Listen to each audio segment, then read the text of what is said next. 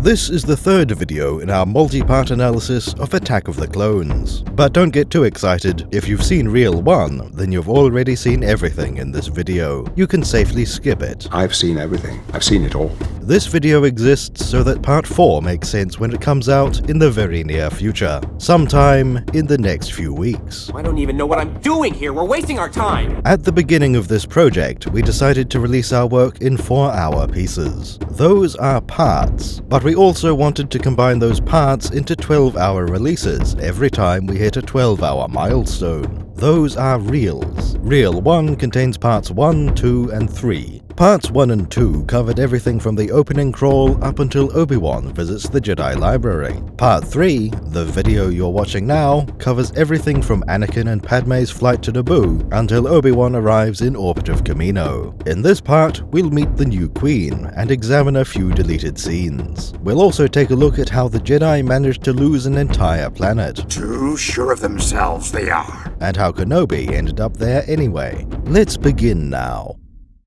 We pick up the story aboard the Genderian Valley. To set the scene, we are shown an external shot. The familiar AA-9 flies past the camera. This looks very nice. It's a good shot that makes the movie better. It clearly establishes where the next scene will be set. The flare of the sublight engines is visually appealing. Looking at a starfield is always welcome. There's just one tiny concern here. Why is the ship traveling through real space? Space is big, really big. You just won't believe how big. Down the road, peanuts, you get the idea. To get anywhere in the galaxy, you need a hyperdrive. It just isn't practical to spend years traveling on sublight engines. That will get you several pixels across the galaxy map. In the time the Old Republic has existed, you'd cross almost a quarter of the galaxy. That's why every single interstellar journey uses hyperspace. Some say the trip from Hoth to Bespin was made on sublight engines. But no matter how optimistic you are, that would take years. No, that was using the Falcon's very slow backup hyperdrive. Travel in Star Wars has been very well established. First, you must leave the planet's atmosphere. It isn't clear if you have to break orbit as well. The second step is to make your jump calculations. It would probably be wise to plot your course before taking off. We infer that the navicomputer can't be used to pre-calculate. Otherwise, that would be standard practice. Nobody would need to wait for the navicomputer. Third, you align for the jump and activate the hyperdrive. After this point, you can safely leave the cockpit. No input is required until you drop back into real space. With this in mind, we would expect to see something else. Until the ship arrives at its destination, it should be in hyperspace. We've already seen what that looks like, from inside and outside. There's no reason to avoid showing such a thing. It might change how you compose and edit the shot. Space is black, but hyperspace is a bright blue. You probably can't show the ship passing the camera either. Rather, you need the camera to be tethered to the ship. That means the wipe transition might not work anymore. A moderately competent filmmaker should be able to solve that. There is an explanation, which we'll get to in a minute. First, we should work out where the Genderian Valley is. We can guess based on the way the movie is cut together. The refugee ship is shown next to Obi-Wan's investigation. It would be natural to assume these are happening at the same time. That would mean the ship has been flying for between 2 and 5 hours. It will land in Theed before Obi-Wan leaves Coruscant. Strictly speaking, there's nothing wrong with this. It's perfectly consistent with all 6 movies. In the very first movie, the Falcon travels quickly. Luke is training when Han walks in. At the end of the scene, they reach Alderaan. All we know is that the trip takes at least a few minutes. Cataloging movie-accurate travel duration is a worthy project. A good question for another time. The general consensus is that it should take a bit longer to cross the galaxy. More than a few minutes to go from the outer rim to the core. This is a standard opinion, at least in broad terms. Not everyone agrees on how long travel should take. If the Millennium Falcon went into light speed, it would be on the other side of the galaxy by now. In cases like this, it's always useful to consult West End Games. We need a few things to properly determine travel times. To start with, we need origin, destination, and route. Padme is traveling from Coruscant Coruscant to Naboo, this already presents a slight problem for us. The West End RPG dates back to before the prequels. Naboo doesn't appear in any of those hyperspace timetables. Luckily, the planet Sullust is relatively close to Naboo. It can stand in for Naboo during our calculations. If anything, this will bias our estimates to the low side. As for the route, it's a little more complex. The RPG rules imply you can plot a direct course to anywhere. This is usually a suboptimal choice. Taking an established hyperspace route is faster. Sullust happens to be on the Rimmer trade route. It's also very close to the Hydian Way. Naboo, on the other hand, isn't close to any major route. It's halfway between the Hydian Way and the Corellian Run. There are several minor trade routes nearby. The Triellus trade route is possibly the best choice. Other options are the Duros Space Run and the Enarch Run. We can't predict what course the Gendarian Valley took. Calculate every possible destination along the last known trajectory. Yes, my lord. Despite this, we'll create our rough estimate. First, we look at the Astrogation Gazetteer. This provides a standard duration for every trip. From Coruscant to Sullust, that is 8 days and 2 hours. Next, we multiply that by the ship's hyperdrive class. The Millennium Falcon could make that trip in 4 days, 1 hour. However, the AA-9 Starfreighter has a Class 3 hyperdrive. That means we expect 24 days and 6 hours. Then you need to factor in the inferior hyperspace route. Let's just round it up to a nice even 30 days. That checks out. 1 month is a reasonable time for an ocean liner.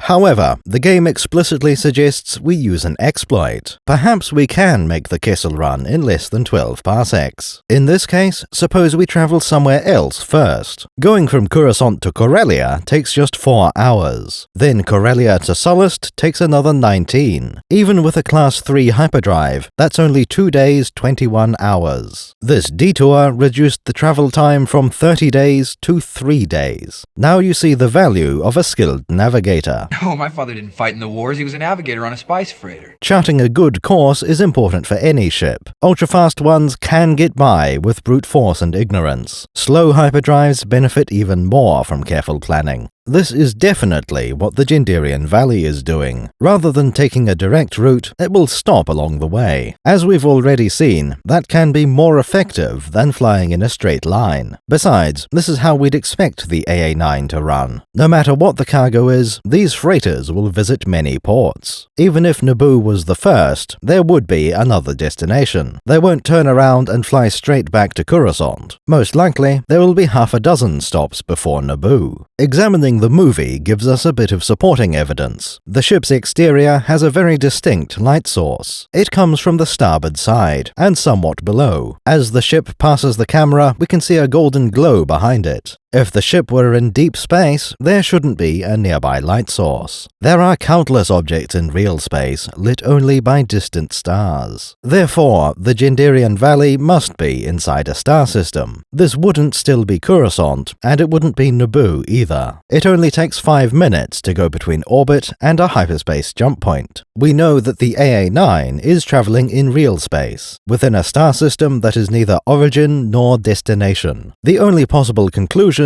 is an extra stop. However, this leaves the question of timing. Did we catch the freighter passing through Corellia? We could guess how long Kenobi's investigation has taken, but that assumes everything happens in the order we see it. Given that travel time exists, that may not be ideal. It's good for pacing if you can cut between different scenes. That only works if something is happening in each location. We have to consider the idea of the events not playing out in order. That when Anakin and Obi-Wan split up, they desynchronize. This complexity is necessary if you believe in travel time. Skywalker seems to arrive on Naboo before Kenobi leaves Coruscant. As we will find out later, it's a long way to Kamino. We could take the movie at face value and allocate a few hours. Any longer than that, and we need a time skip somewhere. That could be a single one before either Jedi arrives. It could just as easily be 2 different sized skips in the A and B plots. The stories only need need to resynchronize at a few specific moments. We've seen a similar example of ambiguous time. How long did Luke spend training on Dagobah? Based on the day-night cycles, at least one full day. Many people infer that a time skip happened here. That's because the Millennium Falcon has to travel to Cloud City. The main hyperdrive is damaged, which slows the ship down. Those who don't believe in backup hyperdrives have a problem. Stars are light years apart, and sublight engines go slower than light. For the journey to take months instead of years, you need a backup hyperdrive. But that leaves us with a debatable time skip. It takes at least a day, but possibly more than a month. We'll keep the timekeeping problem in mind. It'll become relevant again by the end of the movie.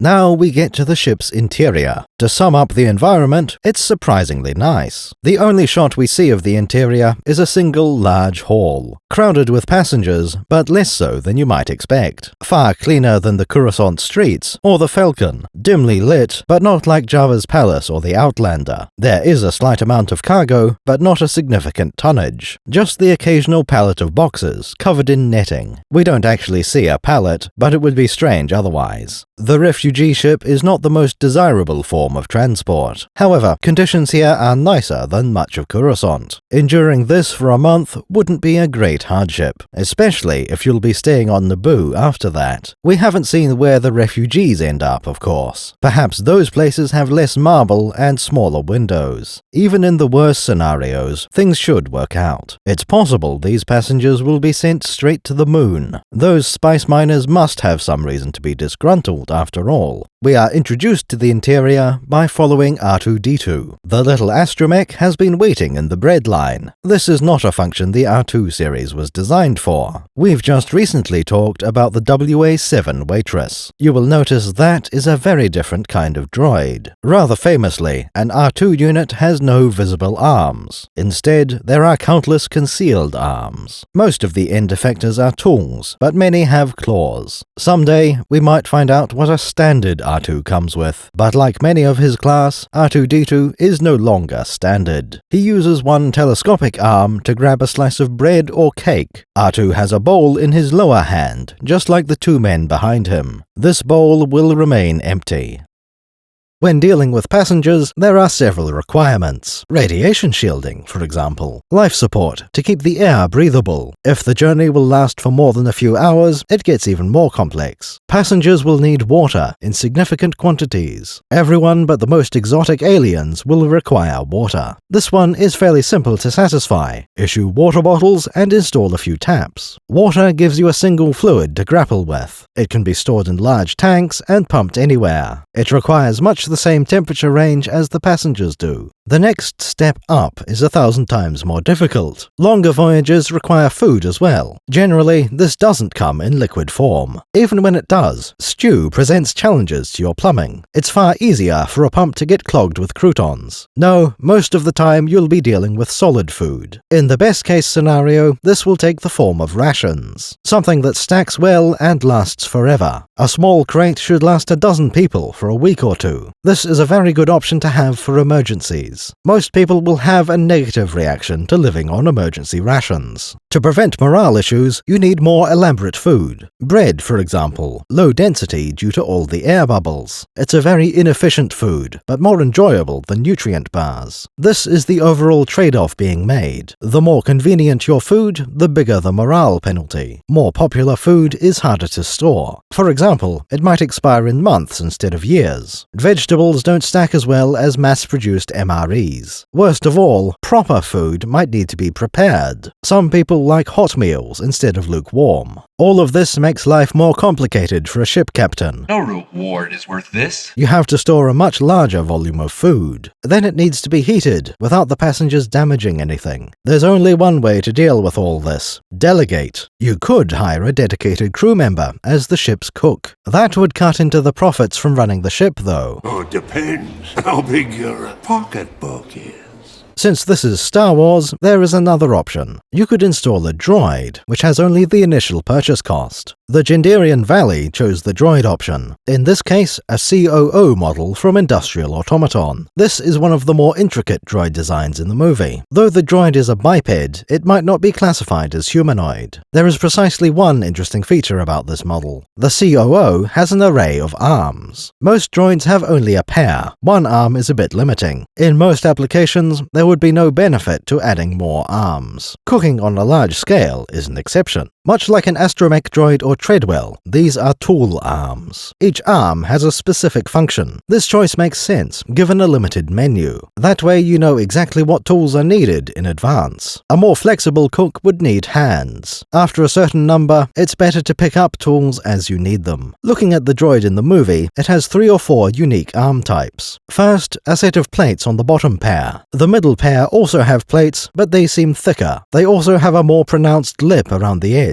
It's possible these ones have integrated heating elements. The unique pair of arms are on top, as they would need to be. On the top right, there's a canister with a lid. To explain this, we need to reveal what the droid is cooking. At the moment, it is dedicated to pancakes. The canister holds raw pancake mixture. We get to see that in action. Some is dispensed onto the plate. This is why we assume some or all of the plates are heated. We see a pancake on the bottom right arm being flipped. This would only be necessary when it was halfway cooked. On the top left arm, we see a spice rack. There's nothing that actually identifies it as such, but given a set of small containers, that would be most likely. We see the spice arm being spun above one of the plates. This would make a bit of sense for a spice dispenser. Otherwise, it's hard to imagine what purpose the spinning would have. We are told about a variety of other arm attachments: spatula, serving spoon, strainer, carving knife, meat fork, flamethrower. Just your standard set of ordinary kitchen tools. It would be quite restrictive if the arms were too well attached. The pancake droid would be limited to only making pancakes. Switching role would require a droid technician or droid technician. To prepare multiple dishes, you would need several droids. The new essential guide describes 3-fingered manipulators. These could be added to almost any configuration. The COO supports over a dozen arms, somehow. There's only so much spine, so it's not clear where those would attach. However, the NEG mentions the droid installing different tools. Wire brushes for cleaning after the day's cooking is over. That means the COO must be able to swap arms without outside intervention. Instead of being stuck with pancakes, the droids can reconfigure as needed. With 2 or 3 of these droids, they could run almost any kitchen. Other models of cooking droid exist, which could be used to supervise. The COO is not a particularly sophisticated cooking droid. Whatever alternative you can find will probably be better. There was nothing wrong with that food. The salt level was 10% less than a lethal dose. Industrial Automaton created this droid to be cost-effective. Simple design, cheap to produce, cheap to maintain. The droid's frame is reused from a general-purpose labor droid. This bit of lore is remarkably well crafted. The COO is broadly similar to the ASP droid. Both designs come from IA and are fairly cheap. We discover that the cook droid was for military-scale catering. This doesn't necessarily mean the COO was intended for the military. While that would be a valid application, it isn't the one we saw.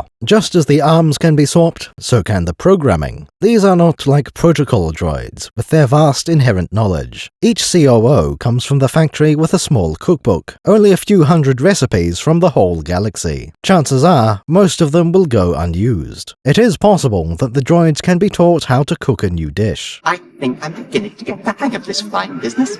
But if you want to make significant changes, you'll need to replace the memory banks. This isn't expected to happen very often. Therefore, the process hasn't been made user-friendly. As long as the droid does well enough, it will probably be left alone. The one we see aboard the Gendarian Valley has a name. This individual is COO 2180. His only line is yelling at Artu for being a droid. Hey you, no droids.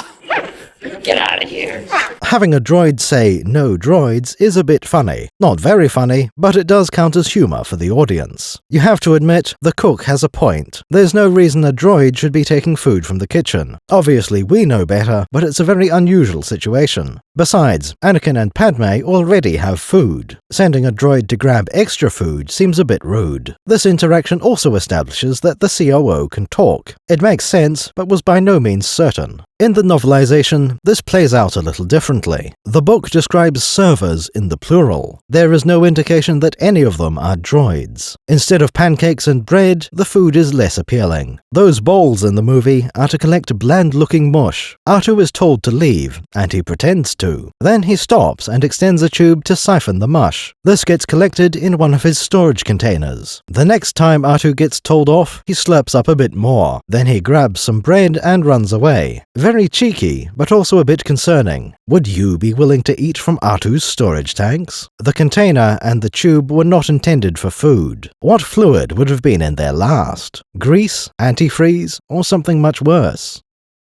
The astromech trundles back with his offering of food. Anakin and Amidala are eating already. There is a tablecloth spread over some crates. Both of them also happen to be sitting on crates. They seem to be eating soup from plastic bowls, using metal spoons. We also see plastic cups and a metal bottle of water. These particular bottles are available on Earth. While they can be used for water, you can safely carry petrol and other fuels in them. Other groups of passengers have the same bottles and plastic accessories. Not everyone has a tablecloth, and some are sitting on the floor. Padme thanks R2 for delivering the food. Thank you, R2. This is a little unusual. Droids don't often see gratitude. How long has it been since someone last thanked C-3PO? Thank you.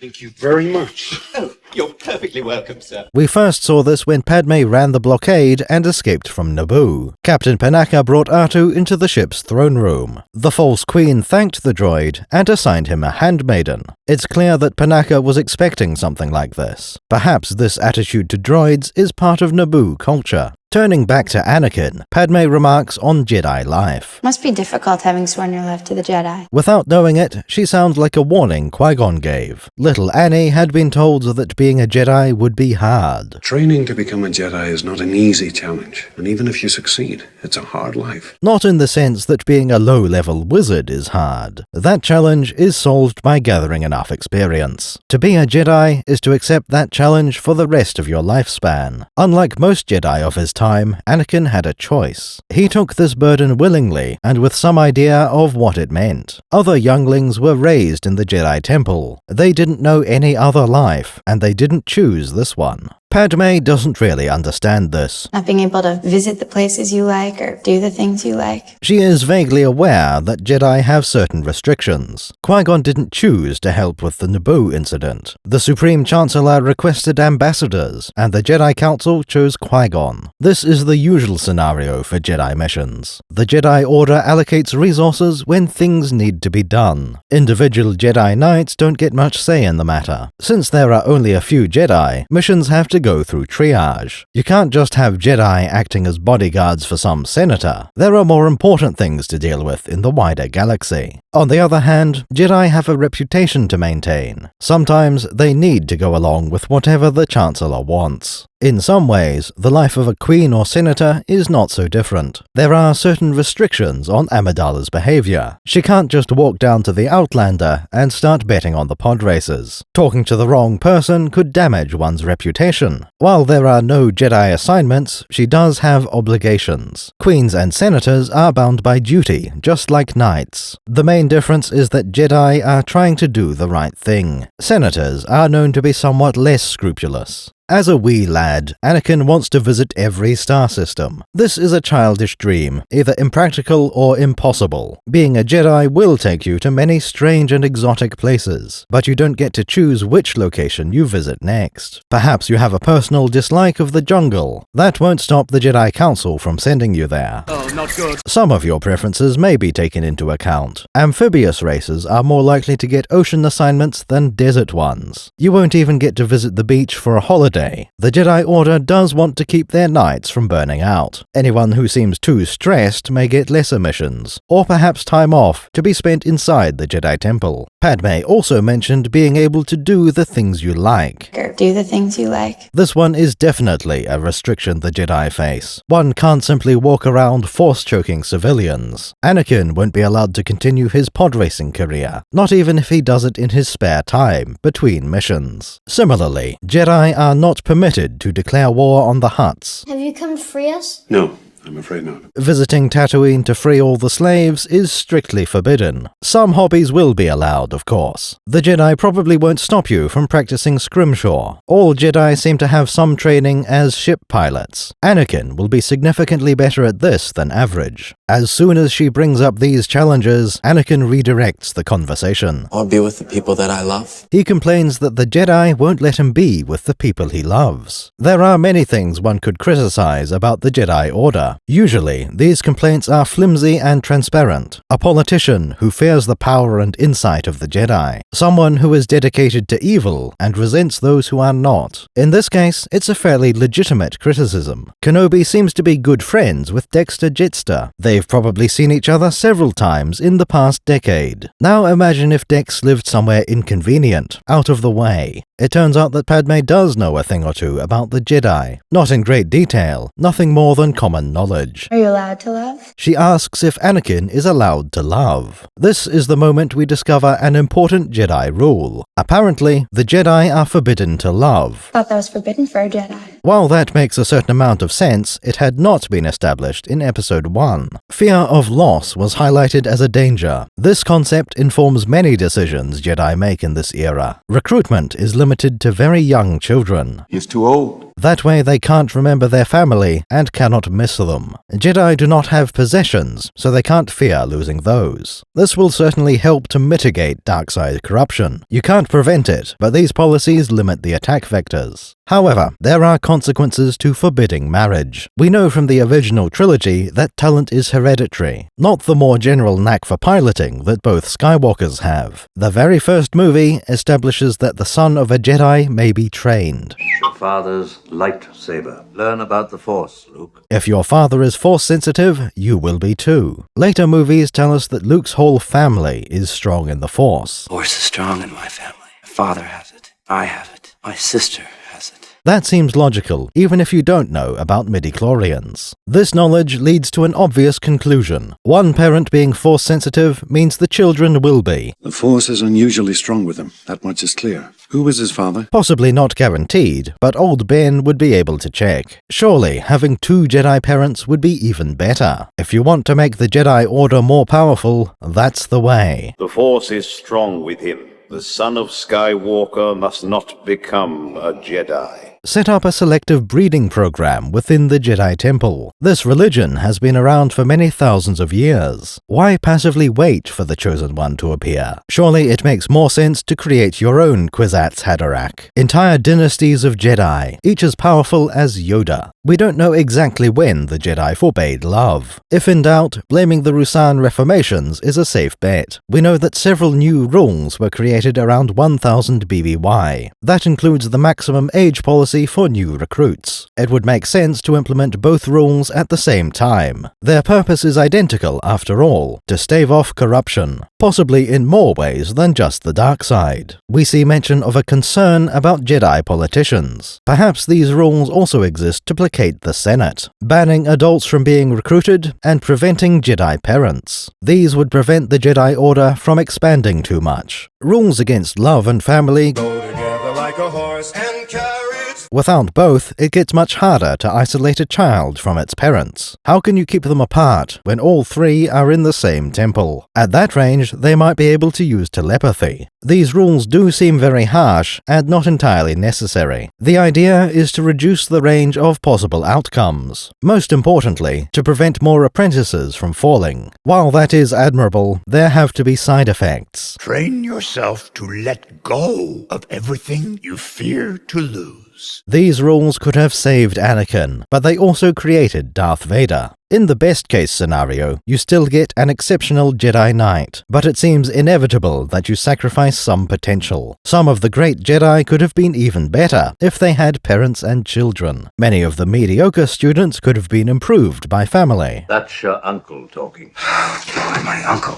Perhaps not the outsiders, but Jedi parents are surely a benefit. Maybe they can give you a hand with your saber technique. Luke certainly wasn't harmed by knowing his father had been a Jedi Knight. I'll never turn to the dark side. You failed, Your Highness. I am a Jedi. like my father before me. Confidence in Anakin is what protected him from the dark side. We should also recognize that not all families turn out well. A strong family can save one from falling to darkness, but those bonds can just as easily pull a Jedi down. If you fill the Jedi Order with families, corruption is more dangerous. Subtle corruption can be spread more easily to your relatives. It's all too easy to have a dozen Jedi follow one lost family member. You, like your father, are now mine. Force dynasties are dangerous on their own. Creating sub-factions of Jedi will inevitably lead to conflict, especially if some families are more powerful than others. At that point, the Sith aren't necessary to destroy the Jedi. The Order could tear itself apart without any outside influence. Perhaps these policies were the right choice for their time. 1,000 years ago, Jedi needed to be recruited as children. They needed to have no ties to family, either within the Order or in the wider galaxy. It's possible this was still the right choice during the Clone Wars. When Luke recreated the Jedi Order, he changed things. In the Old Republic, his recruits would have been too old. Nor did he forbid the new Jedi from knowing love and family. We can assume this was mostly out of ignorance. Luke didn't know about those rules, so he couldn't have followed them. Even if he had known, Luke probably would have disagreed. In the last days of the Old Republic, the Jedi were deeply flawed. Very knowledgeable, but far from perfect.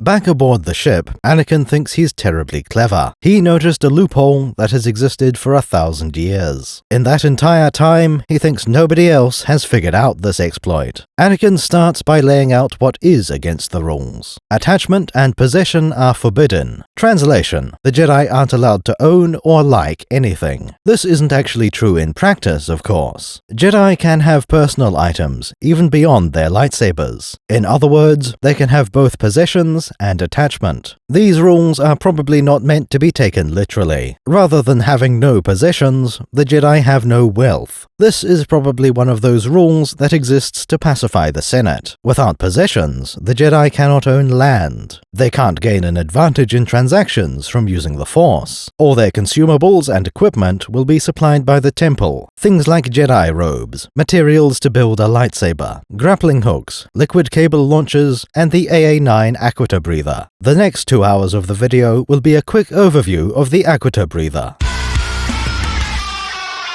In the beginning, God created the heaven and the earth, and the Spirit of God moved upon the face of the waters. While individual knights might not have possessions, that doesn't apply to the Jedi Order. That temple on Coruscant must be worth a great deal. That's before getting into things like vehicles. Less than a year ago, the Jedi ordered a set of starfighters. We aren't up to them yet, but these are top of the line. At this very moment, the Delta 7 is the greatest starfighter in the galaxy. The cost of these ships is on a planetary or sector scale, probably on par with Naboo's N1 starfighter program. Clearly, the Jedi are not short on cash. Most of this money probably comes from Republic funding. Speaking of Republic credits, sometimes Jedi have currency. Qui-Gon mentioned having 20,000 credits on him. I have 20,000 Republic Dactaris. With that much money, you can definitely buy a second-hand starship. It could also buy a couple of slaves, or rent a politician. That seems a bit excessive to be standard issue. Jedi on missions will certainly need some walking around money. Perhaps the amount goes up as you get higher ranks. 20k is for the Masters. Alternatively, perhaps this money came from the Chancellor. The Trade Federation are known to be greedy cowards. Valorum might have assigned this in case bribes were needed.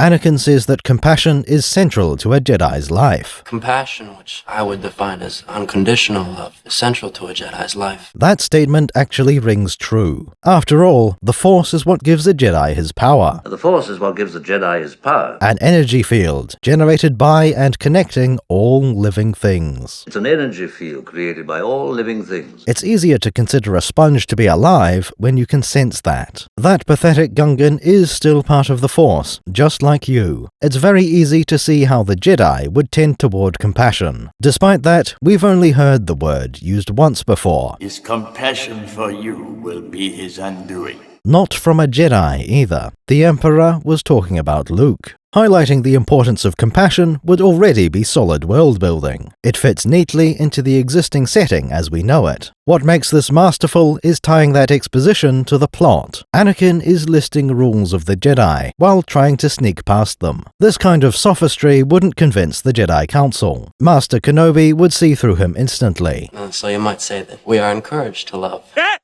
He said it! Anakin is playing the sort of word games that politicians are known for. Well, if it works. Since his companion is a senator, that may be the right decision. The entire reason to mention compassion is to deceive. Anakin defines compassion as unconditional love. That's actually not a bad definition. However, no amount of compassion will leave the senator pregnant with twins. Compassion implies a low level of love aimed at pretty much everyone. Young Skywalker will be filled with a great deal of compassion, but perhaps it's not quite what he feels for the pretty senator. He's playing a shell game with the meaning of words, hiding compassion and marriage under the blanket term of love. Then he shuffles them around and hopes you get confused. The entire argument is that Jedi are encouraged to be compassionate. It would not be inaccurate to say this is a type of love. But Master Yoda said I'm allowed to love Twi'leks as long as they aren't men. Bonking the senator of Naboo could also be described as love. So from a certain point of view, flirting is Anakin's official duty. In the movie, we can't tell exactly what Padme is thinking. Her Jedi protector hasn't exactly been subtle. This conversation about love has nothing to do with compassion. I've changed so much. You haven't changed a bit. Padme remarks that Anakin has changed, and he replies that she hasn't. Anakin also mentions that he dreams about her. You're exactly the way I remember you in my dreams. This is a risky move, and doesn't seem to have had good results. Padme gives him a look that it's hard to interpret as positive. Are you excited or terrified? I have to decide whether I'm joking or not. The novelization expands this scene somewhat. It begins earlier, with Padme reflecting on her life. With this being a book, we can now see inside her mind. Amidala thinks about her duty, her role as a public servant. She's been a politician ever since she stopped being an aspiring politician. Right now, Padme is conflicted about her own desires. She enjoys working toward the greater good, whatever that might be. However, she can't quite reconcile this with enjoying her time off. During her time as the Queen, she was used to constantly switching roles. Queen Amidala versus Padme the Handmaiden. 10 years later, this is still how she thinks of herself. Senator Amidala is always on duty, but Padme has her own desires. She sees Anakin in the same way, as the Jedi apprentice and as a young man. Following instructions is clearly not his top priority. Padme notices that she is the reason for this rebellion. Though it's quite unwise, she finds that attractive. Perhaps Amidala would take this more seriously if she knew the stakes. How real the risk of dark side corruption was. But she doesn't know, and frankly, neither does Anakin. At this point in the scene, Padme is watching Anakin sleep. He is clearly having a nightmare about his mother. After a few attempts, Padme manages to wake him up. From the dialogue, it's clear that Anakin went to sleep early. Padme has to tell him that they're currently in hyperspace. This doesn't match the movie, but it's useful evidence. Sleeping only makes sense if your journey will take a decent amount of time. This version of events is also better for the characters. You look tired. I don't sleep well anymore. It reinforces that Anakin is tired, which he would have to be.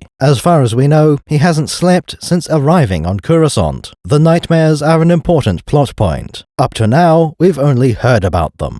Skywalker does not bring up his bad dreams. Instead, he mentions looking forward to seeing Naboo again. It would be easy to dismiss this as insincere. Little Annie was fond of Padme, so obviously he likes her planet. That would be very rude, and also inaccurate. Anakin claims that he thought about Naboo every day for the past 10 years. He said exactly the same thing about Padme. I've thought about her every day since we've parted. It's very likely that isn't true, but close enough is good enough. If it was only 3,000 days this decade, that's still significant. Over the course of his training, Anakin will have visited many worlds. Environments like desert, tundra, ocean, and jungle. Despite this, he says Naboo is the most beautiful place he's ever seen. This statement can be accepted at face value. Naboo is a paradise world. Except for some of those fish, but you don't have to go swimming. Padme warns Anakin that it might not live up to his memories. That could be interpreted as warning that Naboo has changed for the worse. But we have no indication of that. Naboo seems as perfect as it ever was. By this point, the two travelers are having their meal. The scene plays out exactly like it had in the movie. In the novelization, it doesn't end in the same place. Padme is having trouble maintaining her distance. She starts thinking about how they would work as a couple. The Military Creation Act is still her primary focus. Padme plans to continue opposing the army no matter what. If the vote succeeds, she will stand against whatever army is created. Yet she knows that army is aligned with the Republic. They will have the same duties as the Jedi and work alongside the Knights. Padme would choose to be at odds with her own husband. Uncomfortable with these thoughts, Padme changes the subject. She brings up the dream which Annie had in the book version. Tactfully, she asks if Anakin was dreaming about his mother. This is more polite than revealing that he talks in his sleep. Anakin says that his memories of Shmi are fading. This is true, and would be quite normal. Having already seen the movie, we know there's a little more to it. Shmi Skywalker has already been captured by Sand People. Her life is fading away, not just Anakin's memory. The apprentice has been having a lot of dreams about Shmi. It's very likely these go back for more than a month. Initially, they would have been premonitions, and now they are visions. Right now, everyone thinks these are nothing more than ordinary dreams. Anakin is worried about his mother, and dwelling on her causes these dreams. Padme says, "You didn't leave her in the best of circumstances." That phrasing is ambiguous, and it's not clear what's intended. She could be referring to the event where Anakin left home. It was the day the Sith returned to the galaxy, which is not ideal. Alternatively, she could mean the life Shmi would have afterwards. Your guess is as good as ours. Obviously, neither interpretation will make Anakin happy. Padme points out the obvious. Shmi wanted this. When talking to Qui-Gon, Shmi never asked about her own freedom. Can you help him? I didn't actually come here to free slaves. She hoped that the Jedi would take her son away, to a better life. Master Jin tried to free them both, because he's a nice guy like that. When given the opportunity, Qui-Gon cheated at dice to free Anakin. Had that chance cube landed on red, Shmi would have stayed behind. As a free woman, her priority would have been to free her son. Everyone agrees that Qui-Gon acquired the right slave. Padme reminds Anakin about this. Shmi thought her son deserved better than a slave's life. Over the past 10 years, she was happy to know Anakin would be a Jedi, roaming the galaxy, doing good, putting his talents to use. Amidala suggests that Anakin feels guilty for leaving. That seems to be correct. He felt that way while packing to leave. It won't have changed in the past decade. Padme says it's normal to want Shmi to live somewhere safer. She assures Anakin that he made the right choice in becoming a Jedi.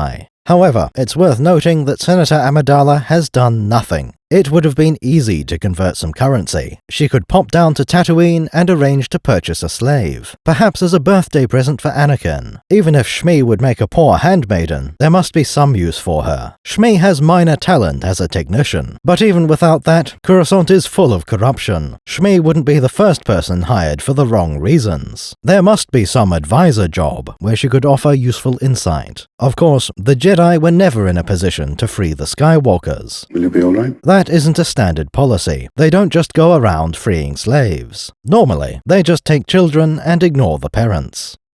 Well, that was awkward. It seems like the type of thing millions of people might complain about for the next 20 years. On an unrelated note, it looks like Evan Prince has just stepped off the transporter pad. Welcome to the circus, Evan. Thanks so much for having me, and I gotta say, I was thrilled to be involved here, because there's something about this film in particular that I feel like we really need to talk about. The dialogue. It's coarse and rough and irritating, and it gets everywhere. Since this film released, I've heard over 2 decades of a million voices all crying out at once about how bad Anakin's dialogue is in the romantic scenes between he and Padme. You gonna use one of your Jedi mind tricks on me? But are they actually bad, or do they just make you cringe? And more importantly, if they do make you cringe, shouldn't they? In this scene, we can see Anakin struggling to interact with Padme because they can both clearly tell he has romantic feelings for her. And she is attempting to remind him that this is off the table for both of them, but in a soft way so as to not resemble an outright rejection. Anakin meets these protests with his own rationalizing of the rules he's been taught. So you might say that we are encouraged to love. And then, as Padme attempts to deflect the conversation away to something else, he reorients it towards his infatuation with her in a painfully obvious fashion before outright just telling her that he has dreams about her. You're exactly the way I remember you in my dreams. This makes her visibly uncomfortable, and the scene cuts. It is a little bit uncomfortable for us as the viewer as well. And most of the romantic scenes between these two have a similar feeling as this one does, with similar uncomfortable and cringy dialogue. So before we go any further, there's a few things I need to point out about what we're seeing here. Firstly, Anakin is 19 years old here. You're a slave? I'm a person, and my name is Anakin. I haven't seen her in 10 years, Master. Now, I don't know if you remember being a 19-year-old teenager, but I certainly do. I've thought about her every day since we've parted, and she's forgotten me completely. And I would wager this kind of stiff, brash, and inexperienced attempt at wooing isn't far off from the average 19-year-old boy experience. No.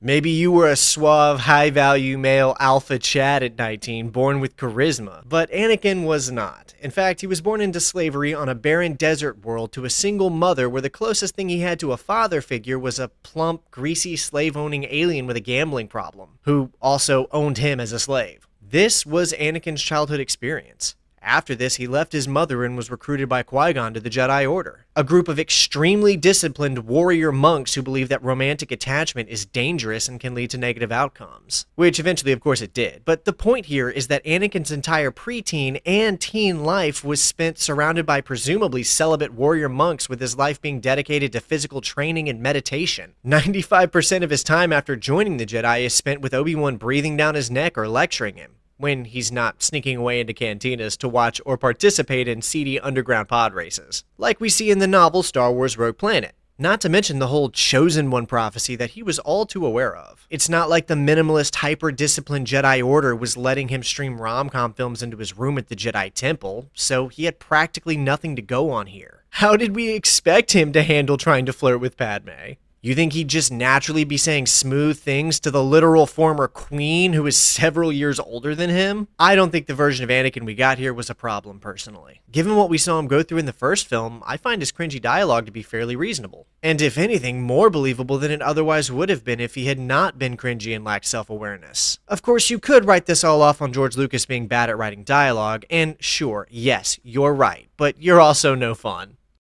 Obi-Wan Kenobi is going in circles. Twice he visited the Jedi archives. No useful information was gained with either attempt. Obi-Wan then leaves to consult a friend. We catch up with Kenobi as he completes the second cycle. He strides quickly through the Jedi Temple. In this part of the building, we can see another statue. We know even less about this one than the Lost 20. There are several Jedi walking around this area. The first one we see is an unfamiliar species, a new design added in Episode 2. This individual is a knight named Pablo Gil. His race is the Ongri. They have very distinctive and unusual faces. We won't be seeing Pablo Gil again for a few hours. Another new design would be Coleman Trebor. He is a Verk and will also turn up later. Finally, a Twi'lek named Ayla Secura. Like the others, we'll see more of her later. Very popular with fans, for obvious reasons. That's an awful lot of blue visible. Gotta be a better way to say that. Speaking of which, blue is a prominent color here. We don't see any of it in the council room, but in the large open areas, there's a lot of blue. We could associate that with the blue of a lightsaber blade, or perhaps the blue uniform of the Senate Guards. This blue carpet is almost exclusive to Attack of the Clones. It appears once in Episode 3, but only briefly.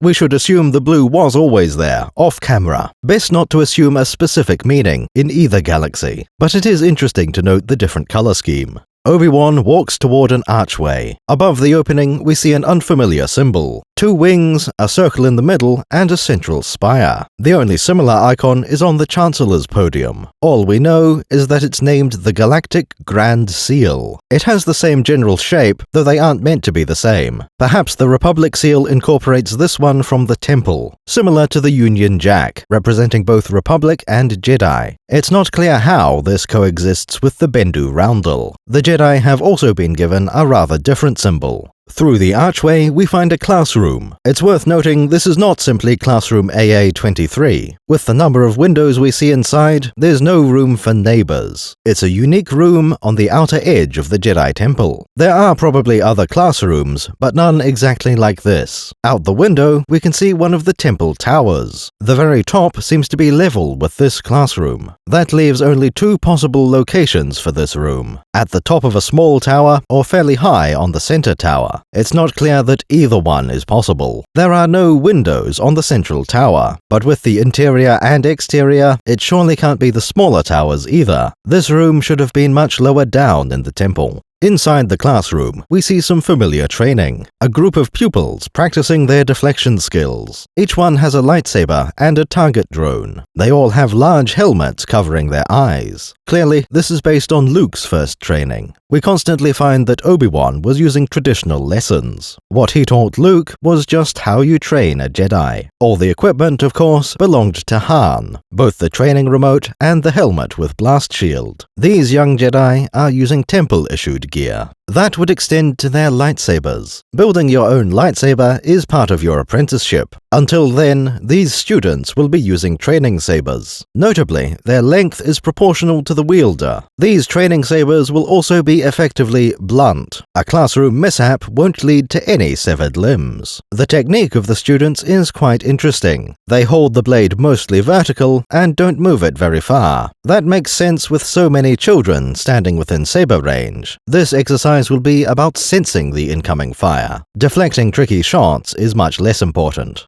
For this class, the instructor is Master Yoda. He reinforces the focus of the lesson. Reach out, sense the force around you. Use your feelings, you must. This is not a class about lightsaber technique. These children are not being trained to deflect blaster bolts. That part comes later. For now, they are learning to see without eyes. Stun bolts from the training remote are not that important. Just an incentive to help with concentration. A little bit of danger ought to sharpen the force sensors. If you don't care about the outcome, it won't be easy to see things. This scene partially exists to fix a continuity error. There you will learn from Yoda, the Jedi Master who instructed me. Obi-Wan introduced Yoda as the Jedi Master who instructed me. Decades later, The Phantom Menace was released. One of the most accurate criticisms of Episode 1 is continuity. Kenobi's master is Qui-Gon Jinn. Yoda has almost no interaction with him. Obviously, this means old Ben Kenobi was lying again.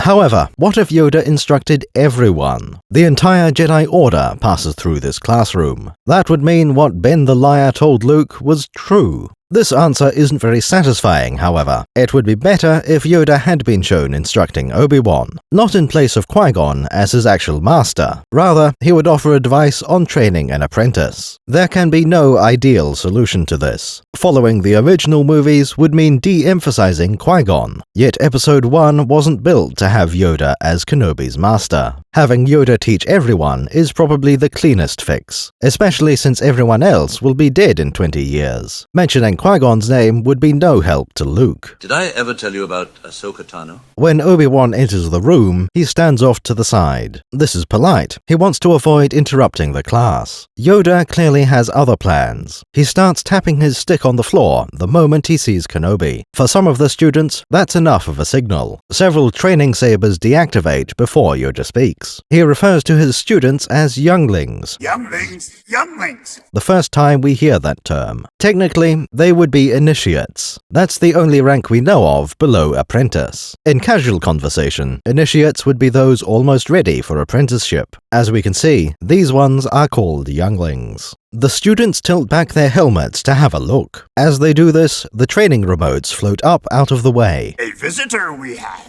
This function is probably tied to the lightsaber, not the helmet. It doesn't teach much to zap an unarmed student. The camera angle has changed, letting us see from the side. From this perspective, we can see that every child is taller than Yoda. There are 3 obvious non-humans. One appears to be a Togruta, like Shak Ti. It seems the young have small montrals, or the helmet wouldn't fit. The green one looks like something from Jabba's palace. Wifid seems more likely than Weequay or Nikto. As for the orange one, that looks completely unfamiliar. The initiates greet Kenobi by name in unison. Hello, Master Obi-Wan. Perhaps Obi-Wan is well known and easily recognized. After all, he is the only living Jedi to have fought a Sith Lord. The only Jedi to have killed a Sith in the past 1,000 years. That sort of thing tends to make you legendary. Alternatively, he makes a habit of visiting this class. The younglings just remember him from last time. We should also note that they call him Master Obi-Wan. Kenobi himself uses the title Master Yoda. This won't be truly relevant for another few years. Obi-Wan apologizes for disturbing the lesson. I'm sorry to disturb you, Master. Though with the children blindfolded, Kenobi didn't interrupt. It was Yoda who called a halt to the training. The little green man seems perfectly willing to help out. After all, Yoda gave this assignment just a few hours ago. Obi-Wan would come here for one of two reasons. Either he's completely stumped, or he's hit a minor snag. Both options would demand immediate attention. What help can I be, Obi-Wan? Yoda chose to tackle this in the open, rather than looking for privacy. Whatever Obi-Wan has to say, it should be instructive. Master Kenobi lays out his problem succinctly. I'm looking for a planet described to me by an old friend. He got directions from his old friend Dexter. I trust him, but the systems don't show in the archive maps. Maps in the Jedi archives don't show the star system, but Dexter is trustworthy, so the information must be solid. Yoda's response to this is highly memorable. Lost a planet, Master Obi-Wan has. How embarrassing. He turns to the audience of younglings and makes a joke. At this point, we need to address the issue of comedy. This was one of the complaints about The Phantom Menace. In that movie, Jar Jar and 3PO served as comic relief. It's the main reason Jar Jar has so many detractors. Attack of the Clones has something of a problem with comedy. It does serve a purpose. Episode 2 can be relatively dark and intense. Moments of comedy were added to balance out the overall tone. However, not all comedy is of equal quality. Some jokes in this movie are mediocre, and others are terrible. This one from Yoda is arguably the best in the entire saga. Evaluated as a joke, it's very enjoyable. Yoda subverts your expectations, as it should be done. The joke works by recontextualizing the situation. By all measures, it is a competent joke. Crafting a funny joke is not the difficult part. When you're adding comedy like this, the context is important. By far the worst jokes are out of character. These are the ones aimed strictly at the audience. A character might make a reference that he shouldn't know about. Imagine if Han Solo stopped at McDonald's on the way to Alderaan. That would be like adding Coca-Cola to the Star Wars universe. The audience might laugh, but you've damaged the entire setting. This is not the way to handle comedy.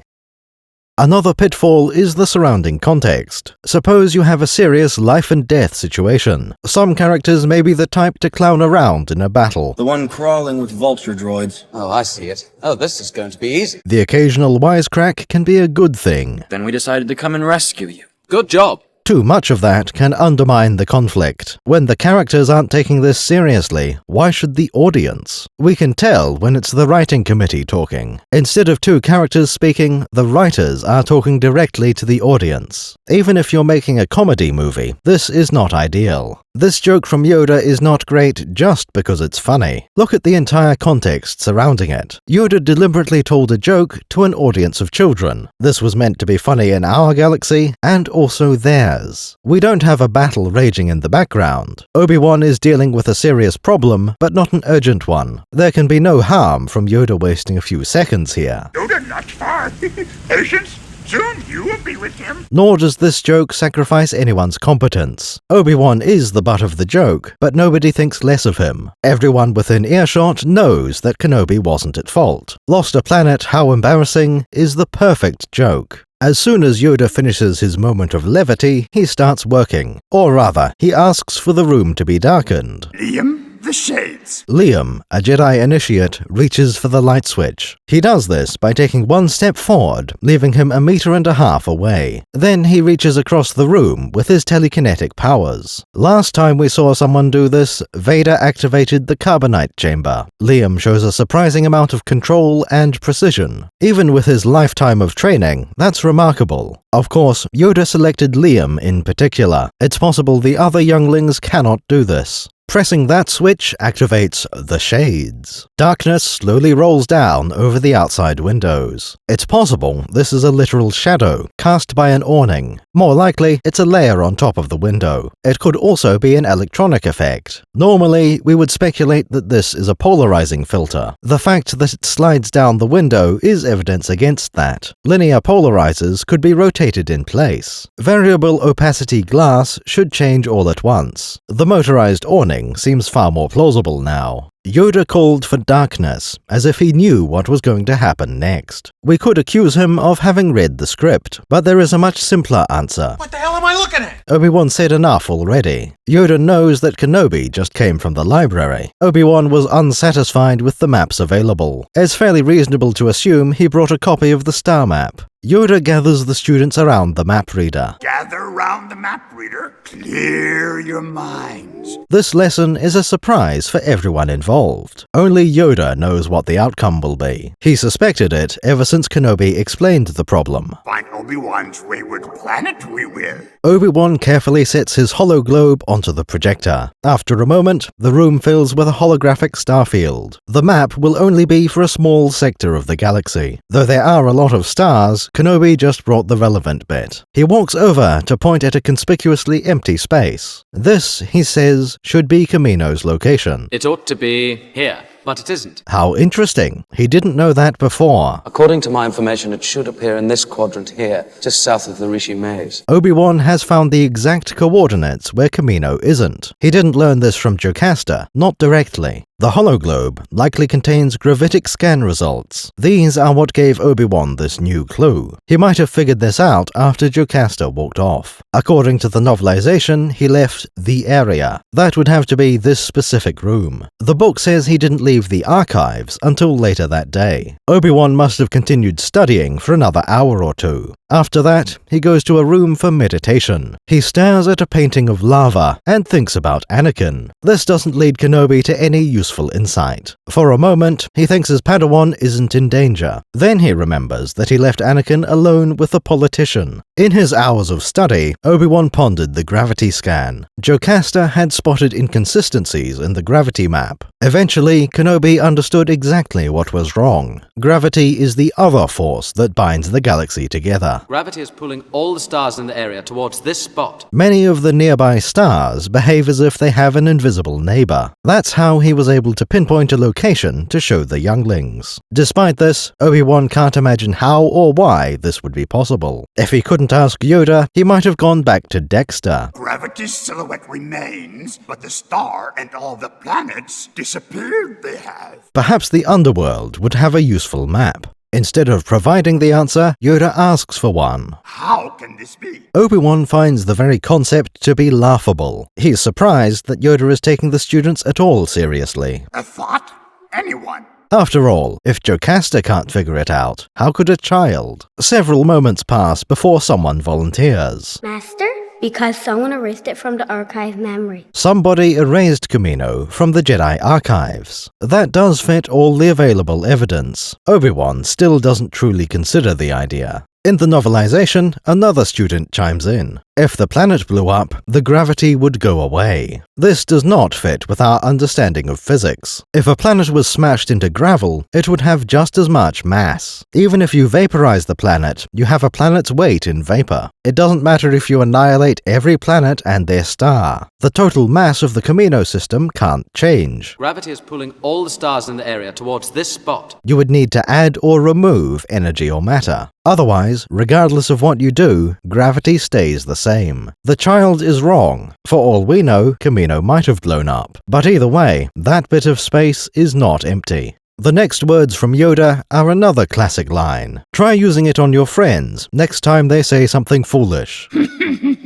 Truly wonderful the mind of a child is. Truly wonderful the mind of a child is. The novelization adds uncluttered to the end. That makes it even more insulting to an adult. However, the vertically challenged Jedi Master is quite sincere. The Padawan is right. Once more, we return to the concept of Jedi arrogance. Obi-Wan and Jocasta were far too clever to find the answer. They were so certain the archives were secure, they didn't consider deletion. Yoda sends Kenobi to visit those coordinates. Go to the center of gravity's pull and find your planet. You will. The ones our favorite knight had figured out on his own. Now that some wisdom has been delivered, the meeting can end. Both Jedi start walking to the door, then something subtle happens. Obi-Wan picks up his hologlobe from the map reader, but he does it with a force pull instead of his fingers. This would be trivial for any Jedi, but it's very cool. A moment later, the shades are lifted. We don't see a hand gesture, so Liam must be out of frame. The archives are not complete. Yoda confirms this. The data must have been erased. Obi-Wan is shocked at the very idea. He considers deleting information from the archives to be impossible. Not merely difficult, not unlikely, impossible. Who could empty information from the archives? That's impossible, isn't it? Disturbing this puzzle is. If that were true, Jocasta seems a bit less incompetent. Yoda claims that only a Jedi could delete those files. Only a Jedi could have erased those files. It's not clear what mechanism would cause that. Perhaps removing files requires use of the Force parameter. It's a Unix system. I know this. But Sith can use that command as well, so it would be possible. Alternatively, this could be a question of access and subtlety. But who and why?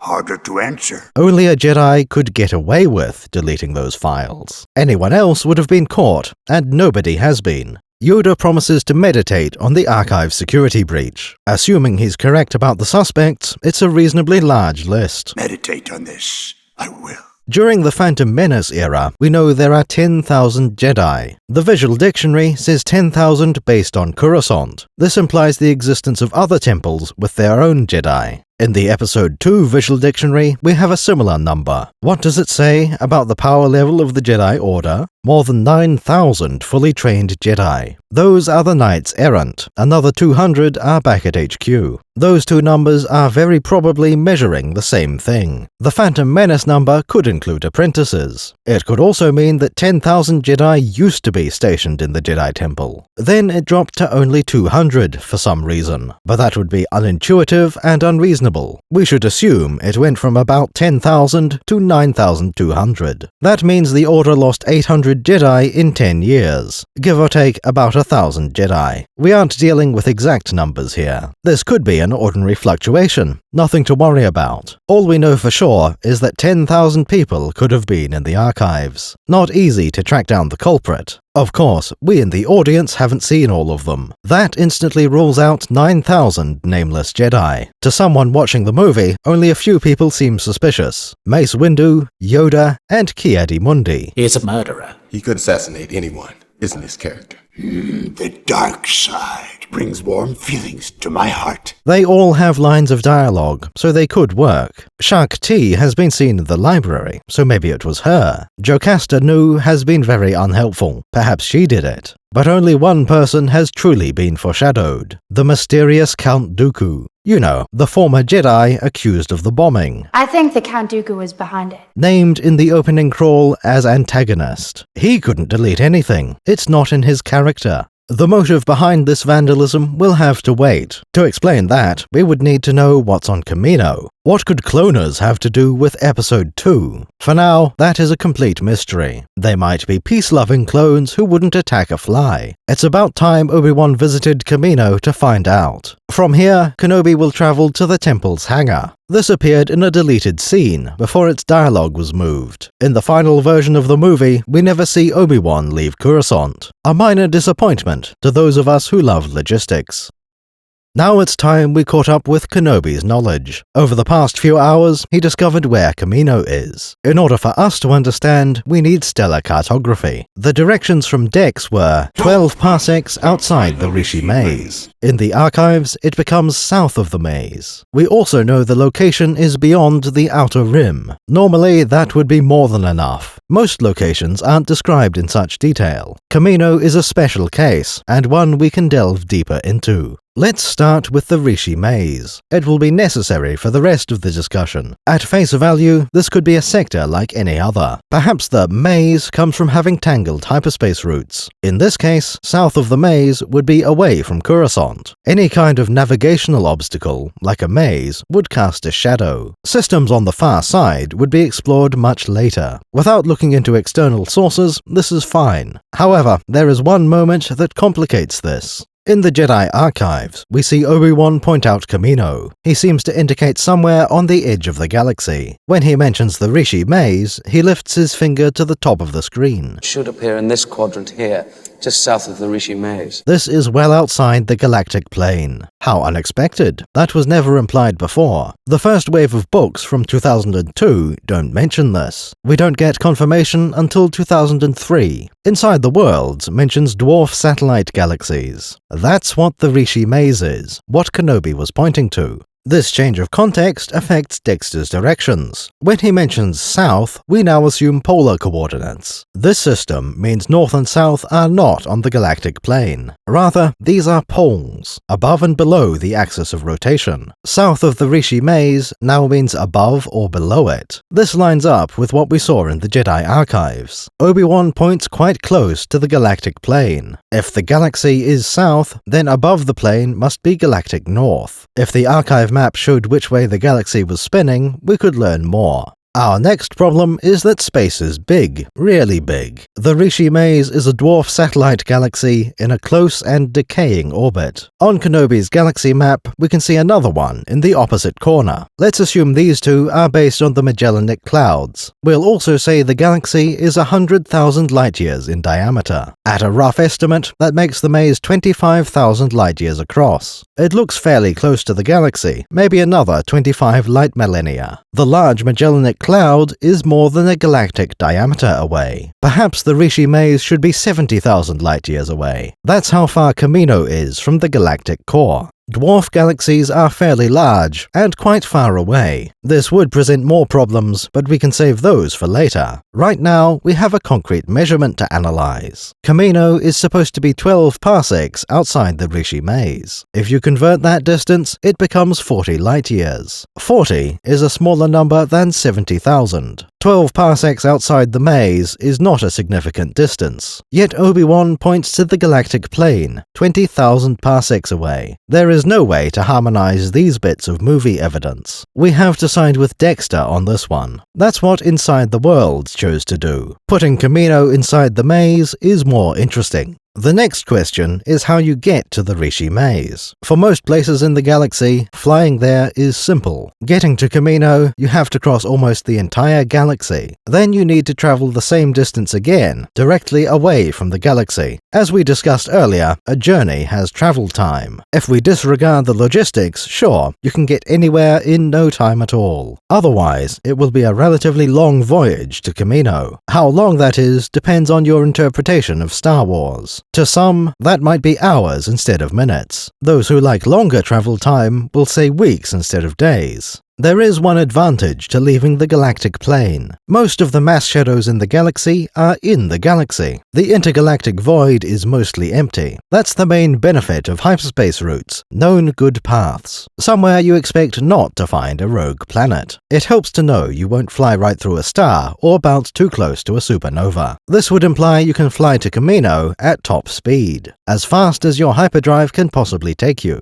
Still, delving into the deep void is unwise. What if your hyperdrive breaks down in dark space? It could take months to limp to the nearest star system. As we saw on the map, there are multiple dwarf satellite galaxies. Possibly the best description comes from the Essential Atlas. It reveals the official naming convention, and more. Each dwarf satellite galaxy is assigned a letter, using the Aurebesh alphabet, of course. The Rishi Maze is designated Companion Aurek. Letters are assigned based on distance from the main galaxy. Jocasta's map showed only the most notable pair. That would make the second one Companion Besh. We don't see Kresh, Dawn, Esk, Fawn, or Grek. Those are all relatively far away from civilization. Though some may be large, they would be a hassle to visit. We don't get a distance estimate for Companion Aurek. For Companion Besh, the range is 150,000 light-years. That's 1.5 galactic diameters, so a fair way off. Every other satellite is even less convenient. Companion Besh has only been visited by probe droids. Reaching the Rishi Maze is said to be somewhat difficult. We are told hyperspace navigation is as complex as it gets. Maybe you can save a few parsecs with enough skill. Obviously, one end of the hyperspace route will be in the maze. But why is Companion Aurek called the Rishi Maze? Intentional or not, the name is familiar. The planet Rishi had been introduced 10 years earlier. Dark Force Rising came out in the year 1992. It isn't clear if the Rishi Maze was an intentional reference. Rishi is an obscure world on the Outer Rim, which lines up. Kamino is also largely unknown, so they fit together well. It's unlikely for that to be a complete coincidence. The 2009 Atlas settles a lot of questions. Rishi and Kamino are placed in the same grid reference. On a 2D map, we consider them to be in the same place. That's because Rishi is the gateway to Companion Orek. Dwarf satellite galaxies interact with their parent. Very low-density streams of gas and stars stretch between them. The Zareka string extends from Rishi to Orek, perpendicular to the galactic plane to the north. This hyperspace route does pass through several star systems along the way. These are even less remarkable than Rishi or Companion Orek. The only reason to stop there is while traveling the Zareka string, just long enough to refuel, resupply, and reorient. If anybody visited Companion Orek, we would have a problem. Rishi would become a noteworthy system with a lot of traffic. That would contradict its original depiction as a backwater world. Luckily, the dwarf satellite galaxies are boring. Almost all of them are too far away to bother with. Even the Rishi maze is more trouble than it's worth. Whatever you might find there, you have better options. Somewhere in the galaxy will be easier to get to. Only Kamino is worth visiting, and they don't like outsiders. This could have been a huge problem, but it was averted. The planet Rishi is similar to some classic locations: Yavin 4, Tatooine, Hoth, Dagobah, and Endor. All of these were chosen because they don't matter. Nobody expects anything important to happen there. That's why they make good places to hide something. Rishi has a decent population of highly religious humans. They mostly work in the mining industry. Though the mines are functional, they aren't enough to be remarkable. There are countless mining operations in the galaxy. Dexter was out there prospecting to identify new mines. Only the vast majority of the population are humans. Rishi has one intelligent native species. The Rishii are a race of birdmen. Interesting grammar used on the species name. The same pattern appears in Homeworld, which draws from Sanskrit, Urdu, Persian, and Arabic. That's why people from the planet Karak are called the Karaki. Those from Clan Suban are the Subani, and Rishi natives are the Rishii. It's the double I that makes things tricky, which brings to mind Latin. Those double I's do not survive Anglicization. As for the birdmen themselves, they are not advanced. We are told that Ewoks have superior technology. Rishii have no need of gliders, since they have wings of their own. They are large for a bird, small for a human. Average height is 1.6 meters. Most of their attributes are what you'd expect from a bird. Rishii have outstanding senses of sight and hearing. They can fly fast and are reasonably strong. Dexterity and perception are their best features. Another stereotypical bird feature is the ability to mimic sounds. Since these are sapient birds, they use this talent to learn foreign languages.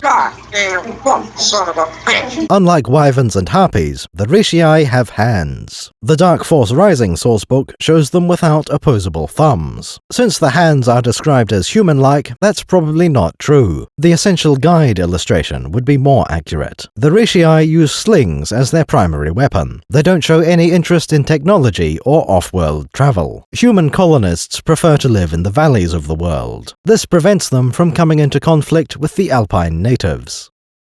Obi-Wan has completed the first phase of his investigation. At last, he knows exactly where to find Kamino. There's only one thing standing between him and some answers: 70,000 light-years as the Minok flies. Luckily, Obi-Wan won't need to use a refugee freighter. The Jedi Order has access to a wide range of starships. An excellent candidate for this mission would be the Consular class. These are quite fast in hyperspace, Class 2. The crew is small, and there's plenty of room. Enough to be well stocked with supplies for a long voyage, small enough to enter atmosphere, and to fly almost anywhere. Yes, the Republic cruiser is almost perfect for this job. There's one slight problem. Kenobi is hunting a bounty hunter. The Consular class has no weapons whatsoever. Bounty hunters are known to be heavily armed. Larger warships, like a Dreadnought heavy cruiser, would be capable, but that means dedicating a crew of 16,000 men. Obi-Wan is not here to declare war on Kamino. Taking the largest ship in the fleet would not be ideal. Titanic vessels also tend to be a bit sluggish. Bounty hunters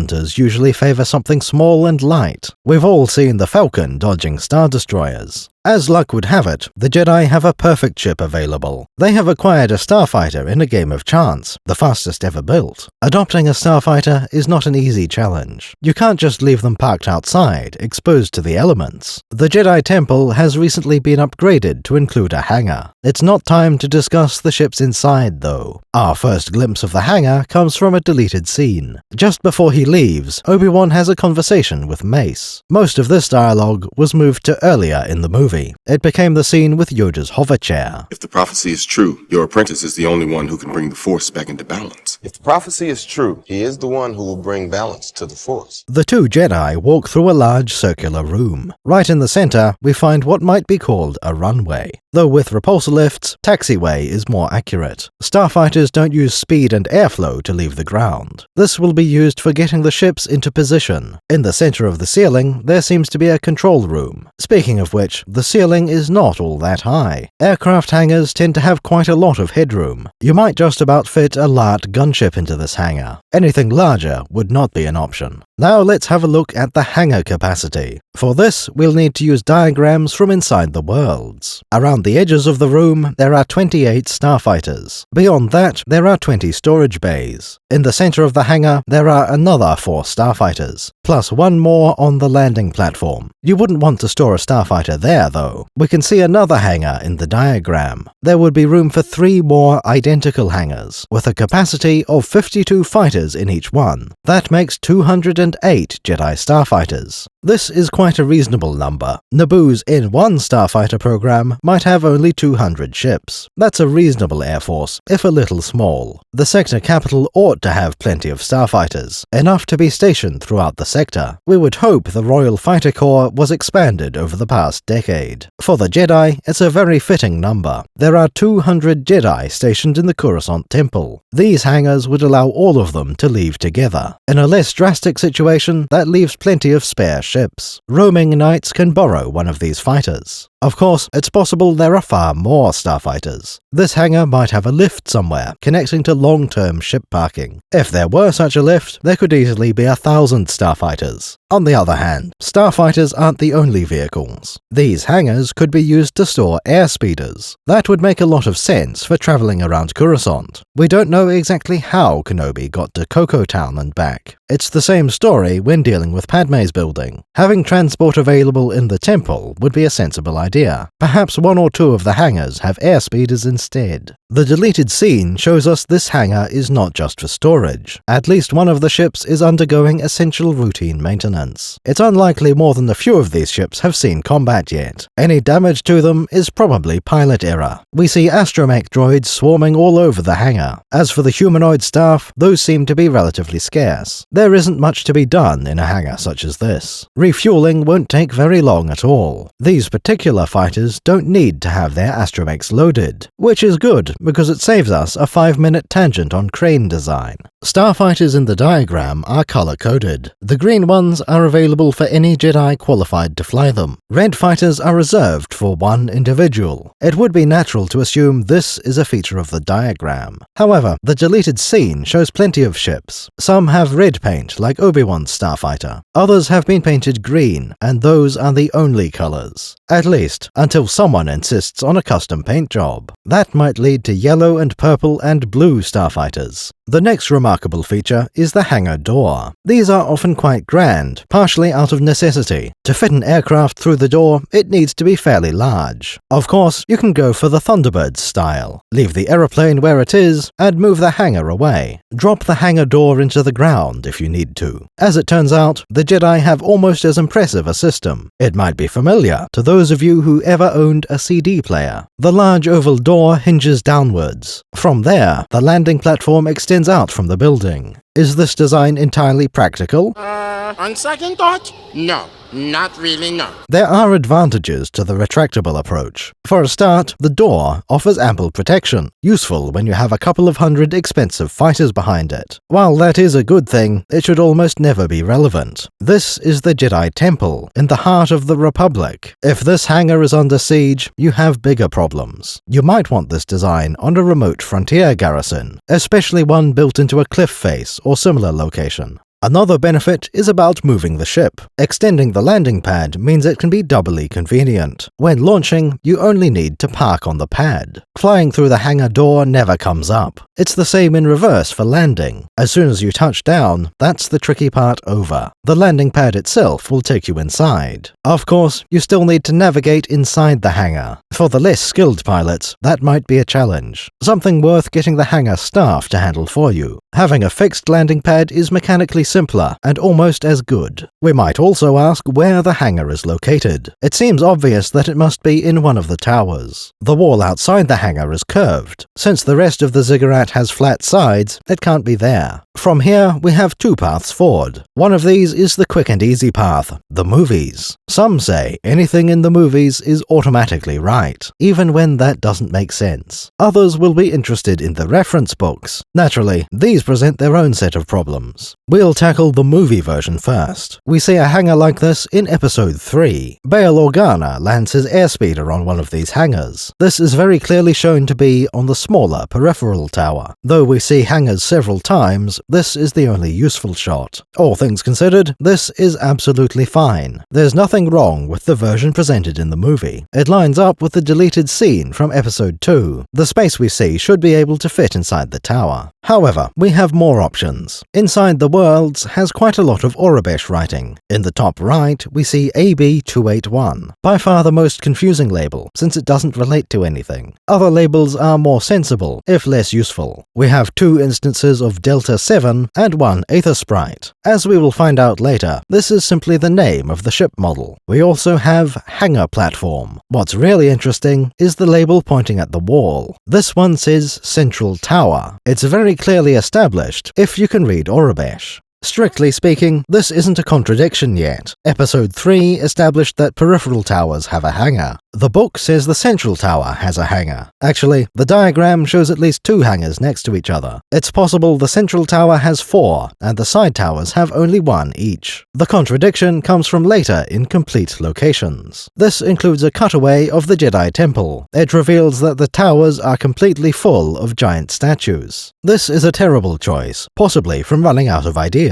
We have the obvious problem that there's no way to get the statues in or out. The towers would have to be built around them. Trying to remove the statues would probably mean destroying the tower. This just isn't a good way to store your colossal statues. To make matters worse, it's a terrible use of space. The towers are some of the most distinctive on the planet. Coruscant is already a world with high real estate prices. These towers are some of the most desirable locations on the planet. And you're trying to tell me they're mostly empty? Nothing functional, nothing ceremonial, just full of statues. This interpretation of the towers doesn't make much sense. It contradicts the Episode 2 edition of Inside the Worlds. It also contradicts Revenge of the Sith. If the tower was full of statues, there would be no space for the hangar. There is one other location from Inside the Worlds to consider. It turns out the Jedi own more than just the main ziggurat. There is a temple precinct in the surrounding city. More importantly, there is a spire several times taller than the temple towers. This one is called a spaceport tower, and it's part of the Jedi Temple complex. All things considered, the height is not important. This isn't a space elevator that reaches up to orbit. It's just a slightly taller building than all the others. The purpose of the spaceport tower is to support larger spaceships. Corvettes and the Consular class will dock here. In theory, frigates and large freighters could also visit. But you will notice this tower happens to be round. That means it can support the circular starfighter hangar. Obi-Wan probably didn't leave from that tower, but it would have been possible.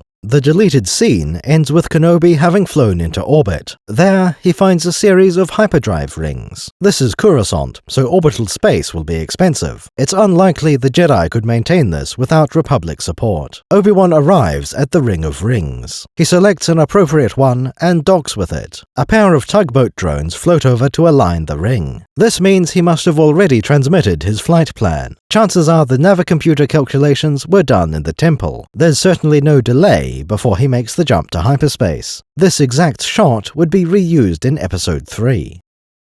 For most of the movie, there are two stories running. These have to be interleaved to fit on linear film. The Obi-Wan story has just reached a rather boring part. It will take hours or days of travel to reach Kamino. Meanwhile, the other story has become interesting. Anakin Skywalker is about to land in Theed Spaceport. This will complete the first step of his mission. Let's just hope there are no explosives waiting for Padme. We see the Jindarian Valley on its final approach. This spaceport is not a location we've seen before, or at least it doesn't look familiar. The city of Theed hasn't changed significantly in the past 10 years. We can only recognize one landmark in this shot, the Royal Hangar and its adjoining power generators. This is the building where Qui-Gon Jinn and Darth Maul died. The building appears exactly as inside the worlds depicted. Conspicuously absent from this shot is Theed Palace. Our map shows it as right beside the Royal Hangar. Indeed, all their plans required the hangar to be close. More striking, we see the landscape has changed. The hangar and the city had always been built on a cliff. Far below, there had been a great grassy plain. The Windows XP default wallpaper is a photo taken on Naboo, but that was a decade ago. Now we have a grand spaceport. To accomplish this, all that grass has been paved over. On any other world, this wouldn't be worth mentioning. You've got to build spaceports and hyperspace bypasses. Your planet is one of those scheduled for demolition.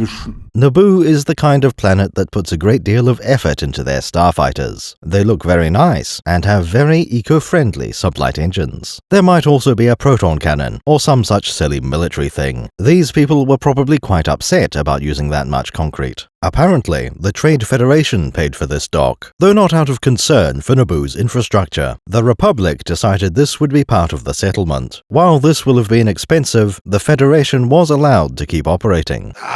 Victory! Naboo is probably not keen to trade with the Nemoidians anymore. Equally, the Federation might decide to leave Naboo off their trade routes. This new spaceport will help with the logistical hurdles. It could take 100 freighters to replace a single Lucahulk. Luckily, Naboo just attracted a lot of attention. Many freighter captains might try stopping at Naboo. In fact, we can see just that. As previously noted, there are two recognizable models of freighter, a YT-1300 and an Action 6. There are quite a few people around, but far from being a crowd. We can see a few shipping containers and cranes. There are several yellow fuel tanks. These are refueling droids, and the cranes are cargo loading droids. This makes them some of the largest droids in the galaxy. Around the edge of the platform, a series of hangar doors. Behind the spaceport, there are still some waterfalls. Since the platform isn't flooded, there must be drainage. We can't see any river like there would once have been. Perhaps it gets ducted underneath the concrete, or just pours into the cave network. One of the most interesting machines here is some kind of vehicle. It has a smooth red shell covering some of the hull. We don't know what it looks like on the ventral side. At the back, we can see what look like 4 small and 1 large engine. The cowling stops once it reaches the engine quarter. We can't tell if this would be a spacecraft or an airspeeder. If there was consistent scaling, it might be easier to guess. But as we mentioned, all these ships seem about the same size. Since they definitely shouldn't be, this is confusing. Our best guess would be some kind of medium freighter. A more interesting idea would be a lunar spice shuttle. No hyperdrive, because it only travels to and from the moons. The art book for Episode 2 reveals another layer. Theed Spaceport was supposed to be much more populated. We would have seen it from ground level, amongst the crowds. These would have been a different sort from the Coruscant citizens. Poor, but not desperately so, and maybe not criminals. Okay, mostly not criminals. In general, these were to be honest men who worked the fields. One must wonder why so many people are needed for that. There exist all manner of agricultural droids. If Naboo needs to import this many people, they must be expanding. Perhaps they want to start exporting crops instead of just plasma. We don't really see any indication of this. In the parts of the world we see, everything looks normal. There is no visible transport infrastructure, the sort of things needed for distributing colonists across the planet. No vast camps of temporary accommodation. Still, this is what makes the most sense. Naboo has some purpose in mind for the refugees. This Gungan may be of help. They are desperate to expand their planetary economy, and they will risk eternal September to achieve that. The hope is that their planet and sector will become more powerful. They're just going about it in a different way. There's only one other notable feature in the spaceport: multiple sets of red semicircles. These are like the generators outside Echo Base. Inside the Worlds agrees, calling them power generators. However, we know there is a vast plasma generator nearby. These shouldn't be necessary just to run a spaceport. Theed already has a power grid with more capacity than it can use. No, these make more sense as shield generators. We know that the Gungans have powerful shield technology. Working together over the past 10 years, they could build mighty shields. Naboo will now be ready to withstand a siege. This is perfectly in character for the peace-loving world. We don't see the exact process of disembarking. For the entire trip, Padme has been in disguise. It would be natural to assume there were plans. Royal security forces waiting for her at the spaceport. This trip is not entirely secret. Naboo knows she's coming. Officially, this is not what happened. Padme took a public hover bus from the spaceport to the palace. In theory, any of the refugees could have done this. The palace is probably not a restricted location. Some parts might be open to the public, but there must be some security between the spaceport and the throne room. Speaking of the palace, this isn't familiar. All the architecture uses the Naboo style. Stone, with the blue-green of corroded copper roof domes. There is a large, wide dome in the center of the shot. That roughly matches the palace we've seen before, but this courtyard didn't exist in The Phantom Menace. That was accounted for by Inside the Worlds. This part of the city was damaged during the droid invasion. The courtyard was built at some point in the past decade. That would be a nice, elegant solution to the problem. However, there is more evidence. I can't watch anymore.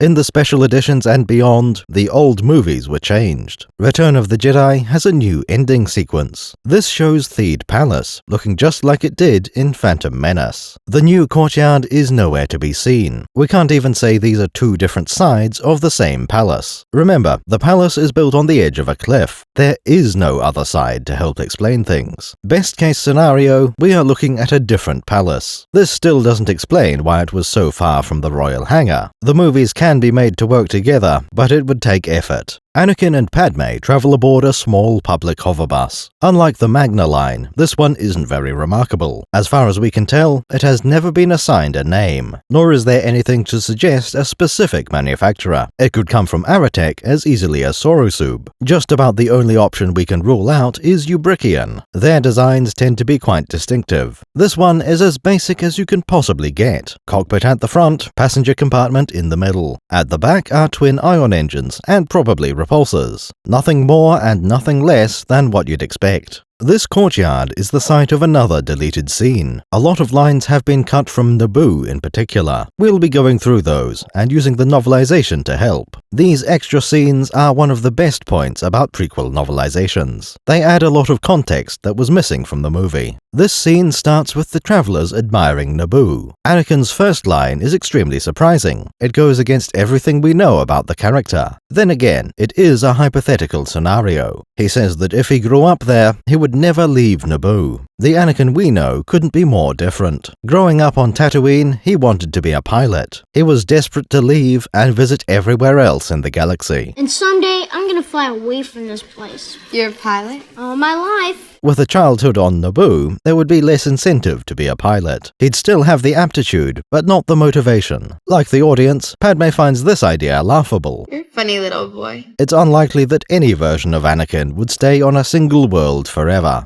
As it turns out, Anakin isn't quite engaging with the scenario. He mentions that he was homesick and lonely when starting his training, that his positive memories were of Theed and his mother. When I first started my training, I was very homesick and very lonely, but I'd always feel better when I thought about the palace. At this point, Padme suffers a complete failure of empathy. You're a slave? Bitch!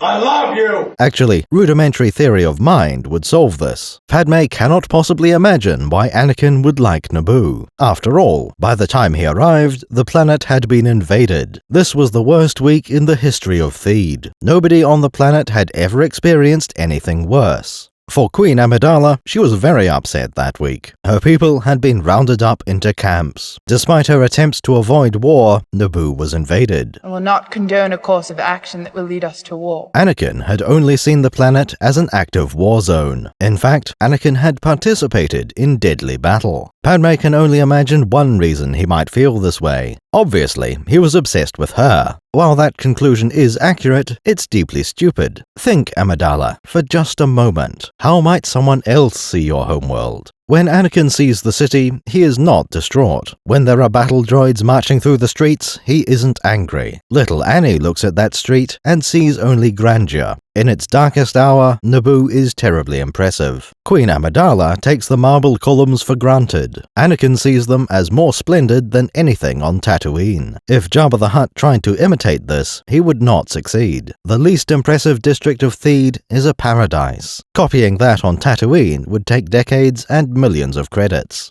Besides, Naboo surrendered without any resistance. There are no scorch marks from a frantic infantry battle. We didn't see any evidence of carpet bombing. Even if Skywalker visited the camps, what would he think? How would conditions there compare to his homeworld? It's very likely that prisoners in Theed were treated better than slaves. In fact, they might be better fed than the average Tatooine citizen. Padme should know this. She slept in Anakin's hovel. Even without personal experience, she should predict this. Of course the ex-slave enjoyed his time in paradise. Padme seems to have an aversion to war. I will not condone a course of war that will lead us to action. This is fair enough. War kind of sucks. If you can avoid a war, that's usually a good thing. Wars not make one great.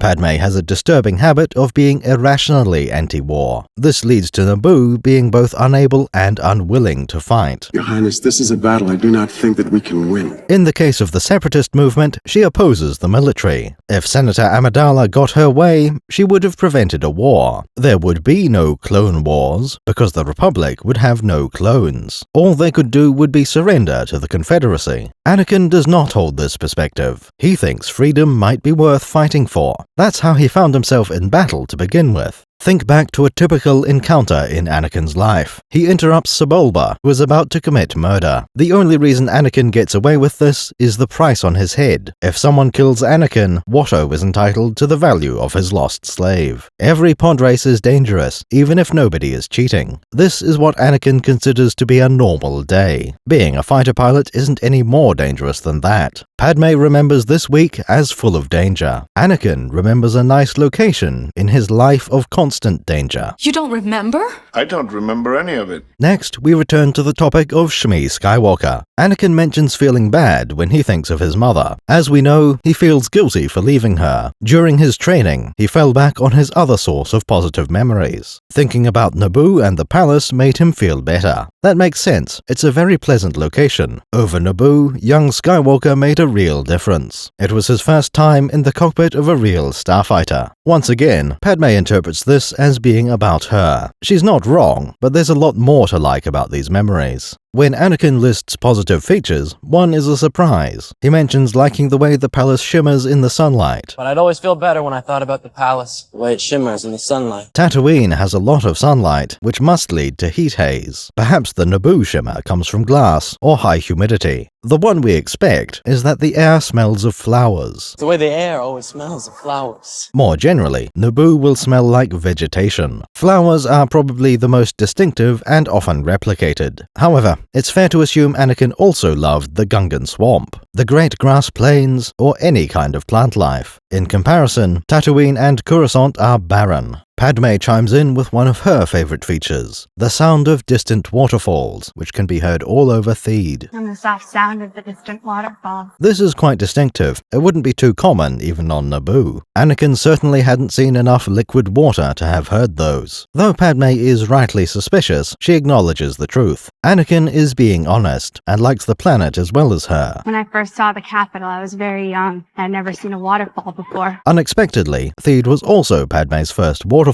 They seem to be such a common feature when all you've seen is the capital. She mentions her first visit to Theed being when she was very young. Padme says at the time, she never imagined living in the palace. I thought they were so beautiful. I never dreamed that one day I'd be living in the palace. This is likely true, and a good detail to know. It shows a bit of humility, which has largely been lacking. Anakin follows up on this by asking if she dreamt of power and politics. Tell me, did you dream of power and politics when you were a little girl? Padme denies this, and seems to believe what she's saying. No, that was the last thing I thought of. The audience would be wise to doubt this claim. For a start, this just seems implausible. She says politics was the furthest thing from her mind. Then, a few years later, she's elected queen. My friend might have been banished. We shall make you Bombard General. That doesn't pass the sanity check. Instead of politics, she was interested in the refugee relief movement. This is not a normal dream for a very young child. Either her family or Naboo's culture was responsible. According to the new Essential Guide, Padme is lying. She was groomed for a higher station from the moment of her birth. What could that possibly be, if not the palace? There are advisor positions to the monarch, of course. However, it's hard to pretend these aren't political. To fix this, we need to throw Padme's family under the hoverbus. She didn't have political ambitions as a toddler, but her family had already planned her entire life. Based on the NEG, this does seem to be accurate. Her father was involved with the refugee relief movement. This explains why Padme would take an interest. The family probably does have a sincere interest in helping people, but the patriarch will also see the selfish benefits. Look, I ain't in this for your revolution. I'm in it for you, princess. I expect to be well paid. This sort of activity will make his daughter look benevolent. When it comes time for the election, it will constantly be mentioned. Will you shut up, man? Padme was doing good when she was only 7. The family moved to Theed when she was very young. This will be the time she saw that waterfall. According to the novelization, Padme thinks it was her decision. After reading a lot of history, she realized politicians are good. Perhaps there were some subtle nudges from her family. A life of significance, of conscience.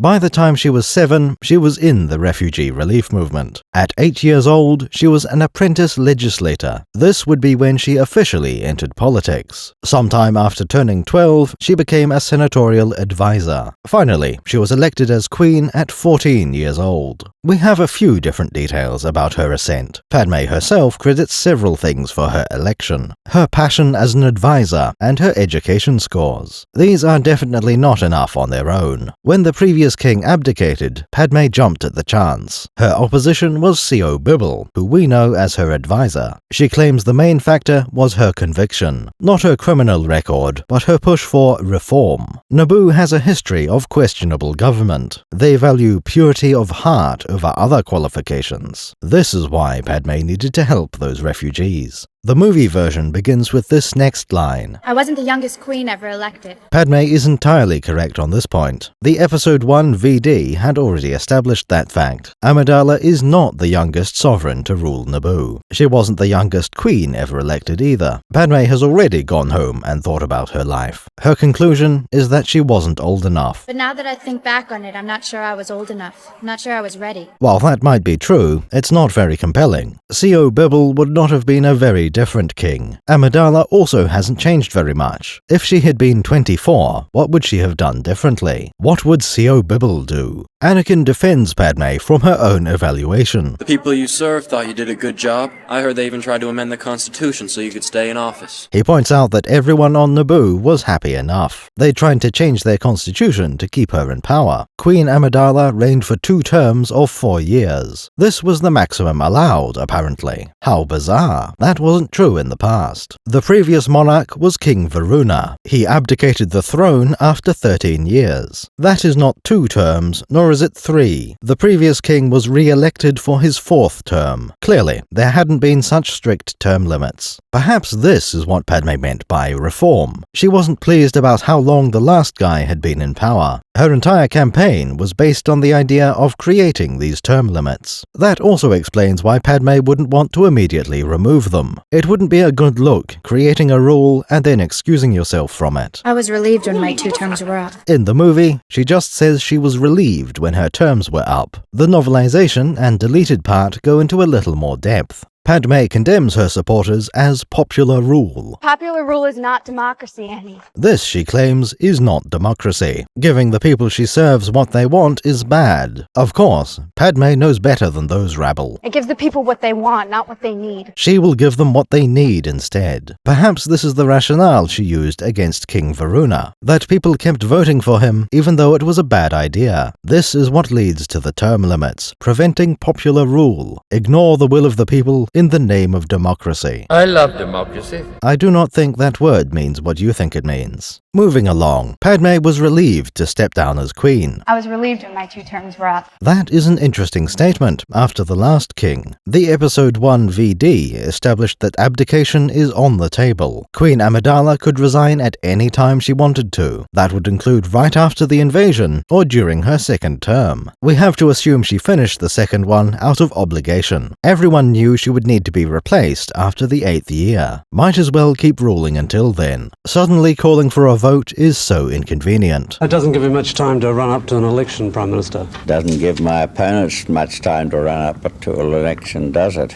Given you're even... At this point, Padme brings up her parents. So are my parents. This is probably the first time Anakin heard about them. Perhaps we missed a conversation while they were leaving Tatooine. If he knows anything about her family, it will be from stalking her on the HoloNet, which he will almost certainly have done. After all, Senator Amidala is a notable member of the Republic. People must be committing journalism against her every day. Anakin will certainly have read a few articles. We don't learn anything substantial here. Her parents were a bit concerned about the invading droid army. They were very worried about me during the blockade. They couldn't wait for the situation to be over. They couldn't wait for it all to be over. Mentioning your existing family is one thing. Padme accidentally brings up her hypothetical family. That is to say, the husband and children she does not have. She says she hoped to have a family by now. That is less specific than we might like. Actually, I'd hoped to have a family of my own by now. When, exactly, did she have this expectation? It could be a childhood dream, or a plan from a few years ago. It seems like this was meant for after she retired as queen. Admitting this to Anakin was not part of the plan. Padme feels as though they've been friends for decades. Since they've only spent a few hours together, she's a bit confused. She mentions that her sister has wonderful children. This is quite accurate based on the novelization. My sister has the most amazing, wonderful kids.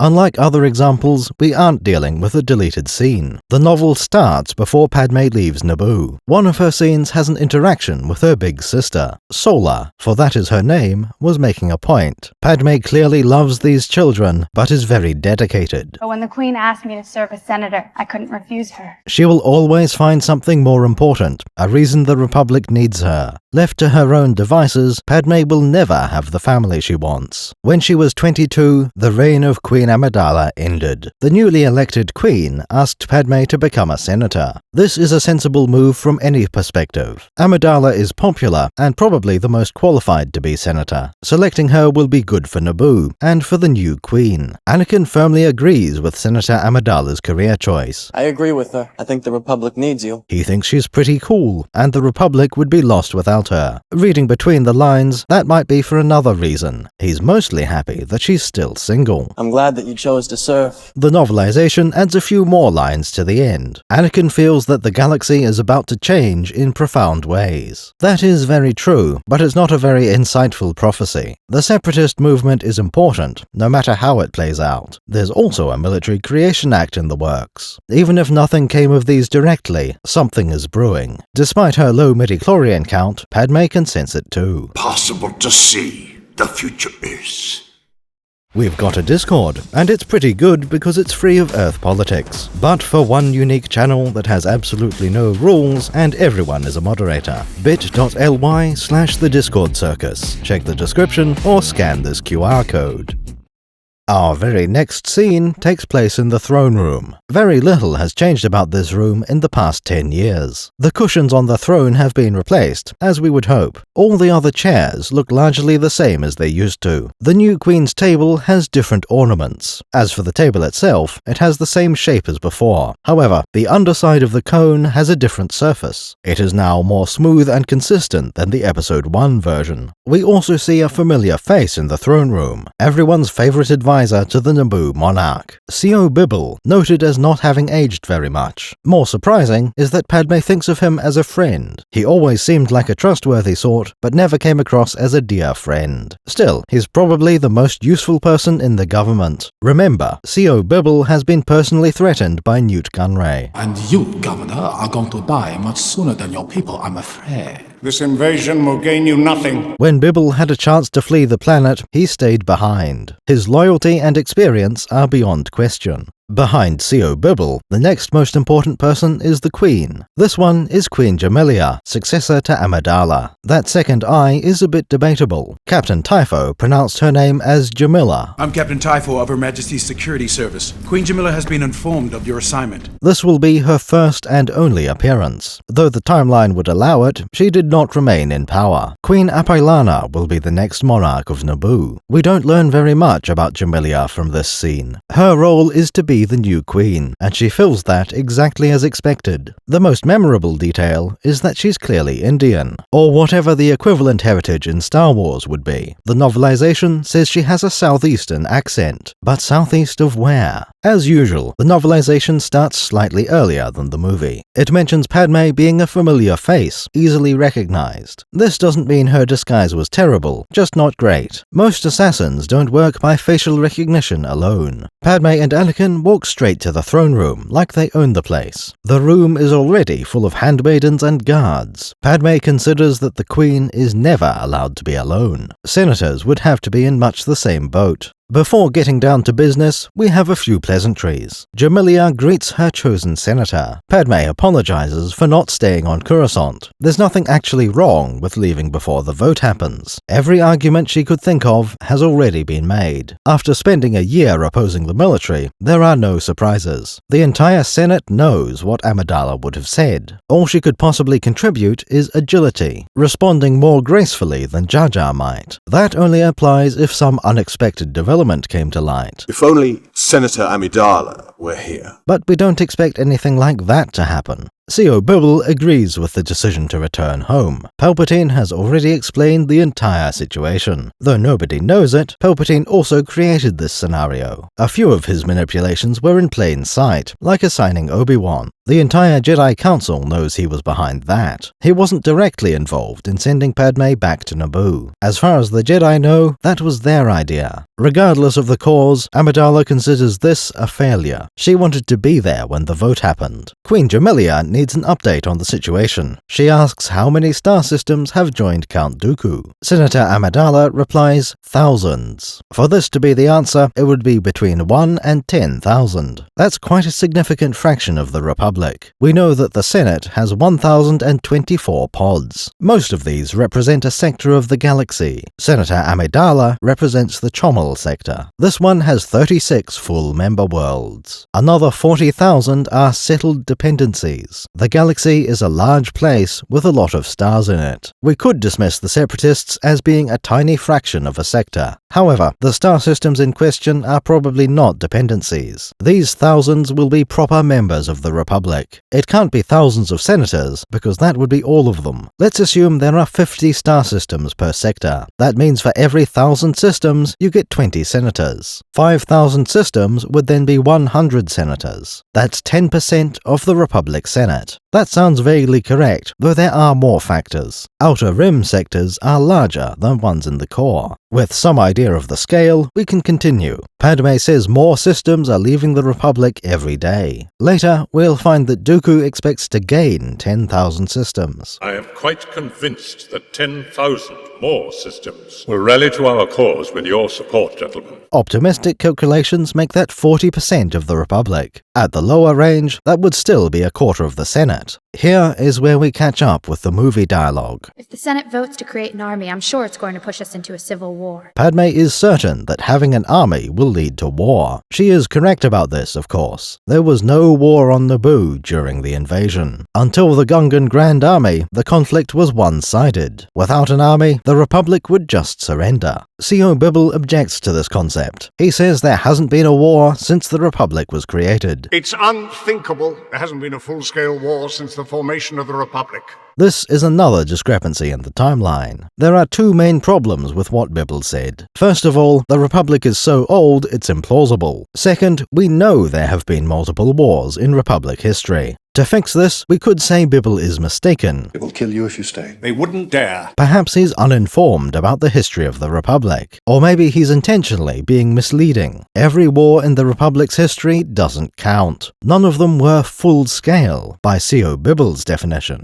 there is some merit to excluding certain wars. For example, the Great Hyperspace War was not that great. It didn't affect as many star systems as you might think. Many of the ships fighting in that war were just illusions. You can't make the same excuse for some of the other wars. For example, the Mandalorian Wars were kind of a big deal. You may have already figured out the real answer. COO Bibble is talking about the Young Republic, not the Old Republic. Specifically, the Ruusan Republic. This was the solution to Palpatine's mistake earlier. With that in mind, Bibble isn't lying. He's just saying there hasn't been a war since the last war. The Battle of Ruusan was what created the modern Republic. In the 1,000 years since then, there has been no large-scale war. It's worth bringing up what Bibble failed to mention. This looks like the end to a millennium of peace, which came after 1,000 years of war. We already knew this at the time, so Bibble should as well. On the other hand, it is a bit understandable. Human history on Naboo only goes back 800 years. When COO looks into the past, Naboo is gone before war becomes relevant. Queen Jamilia wants a diplomatic solution. Do you see any way through negotiations to bring the Separatists back into the Republic? She would like to talk until the problem goes away. Padme shares this goal, which explains her actions. Jamilia wants to convince Dooku to stay in the Republic. Senator Amidala believes this can't happen if war is possible. Do you think it will really come to war? If the Separatists feel threatened, they will not rejoin. As she says this, Amidala feels great. Not if they feel threatened. She's utterly convinced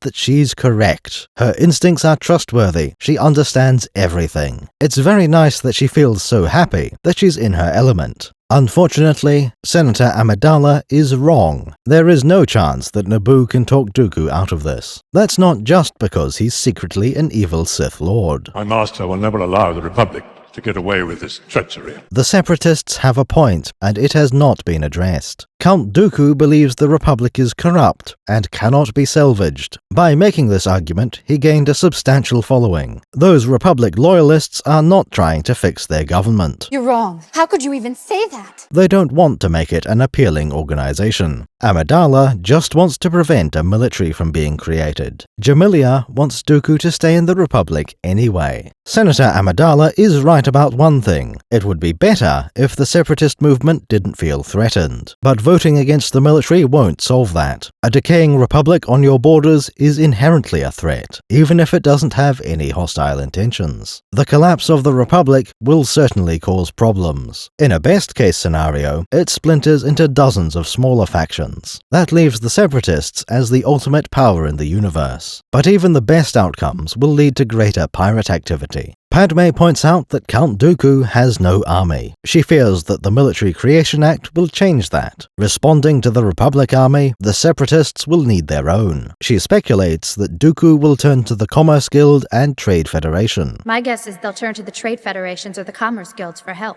This is quite interesting. It implies they are not already committed. While they are sympathetic to the Count, they haven't joined. That means the Separatist movement is mostly made up of senators. By the end of this movie, that won't be the impression we get. COO Bibble and Padme Amidala have relevant experience. They know how effective the Federation droid armies can be. Jamilia does not appear to be a child. She, too, will have experienced Trade Federation occupation. The Commerce Guild is not familiar from previous movies. Guilds are known to be behind a lot of corruption. They bribe senators and judges to gain and retain power. Despite this, they are suspected of being aligned with the Separatists, the faction whose primary complaint is Republic corruption. Speaking of corruption, what happened to the Trade Federation? The Senate would revoke their trade franchise, and they'd be finished. Captain Panaka seemed to think the Republic would destroy them. Without access to Republic suppliers and customers, they would be finished. You're going to have to go back to the Senate and explain all this. I think you can kiss your trade franchise goodbye. 10 years after the Republic found out, the Federation still exists. As Bibble points out, Newt Gunray is still their viceroy. But after 4 trials in the Supreme Court, Newt Gunray is still the Viceroy of the Trade Federation. It would seem the group and the individuals got away with it. It's unthinkable. It's outrageous. It's unfair. I think it means what you think it means. That isn't entirely true, but it might as well be. Gunray has been on trial 4 times. At some point, the Federation paid for a new Theed spaceport. This was probably demanded by the Supreme Court.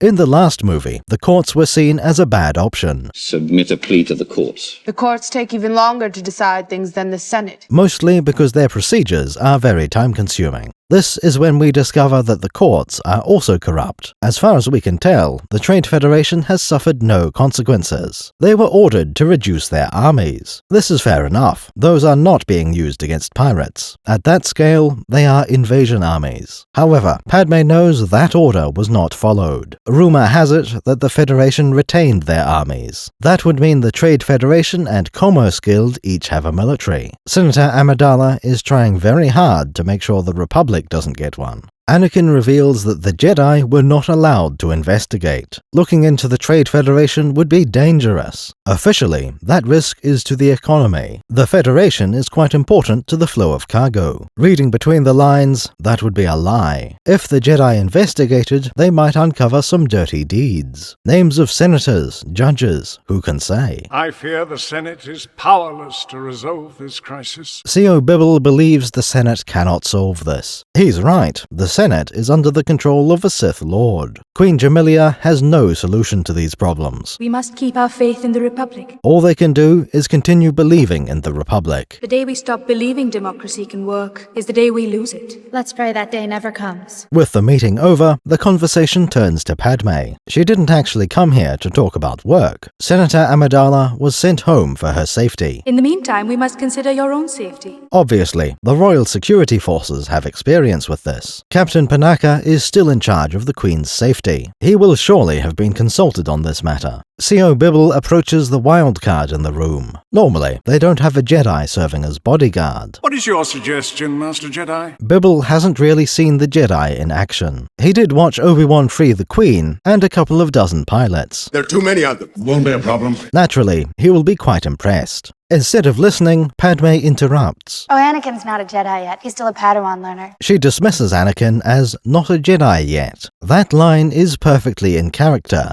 for Darth Vader. The Force is with you, young Skywalker. But you are not a Jedi yet. Coming from someone who isn't a Dark Lord, it's a bit strange. Factually, the Senator is incorrect. Anakin is absolutely a Jedi. He's a Jedi apprentice. This comes after being a Jedi initiate, and before Jedi Knight. The Trade Federation always mentioned 2 Jedi, not 1. I'm not going in there with 2 Jedi. C.O. Bibble didn't claim Skywalker was a knight. He called the boy Master Jedi, but that is a term of respect. What is your suggestion, Master Jedi? Bibble isn't blind. He knows he's talking to a teenager. Padme cannot possibly believe she is being helpful. C.O. Bibble has not learned anything from the interruption. He knows far less than he would have from hearing Anakin's opinion. Nobody else stands to benefit from this either. There is no time limit that would compel Padme to interject. If C.O. Bibble wanted her opinion, he would tell her what opinion to have. This is, after all, his job as advisor. There can be no innocent explanation for her action. At best, Padme is arrogant, has poor judgment, and lacks empathy.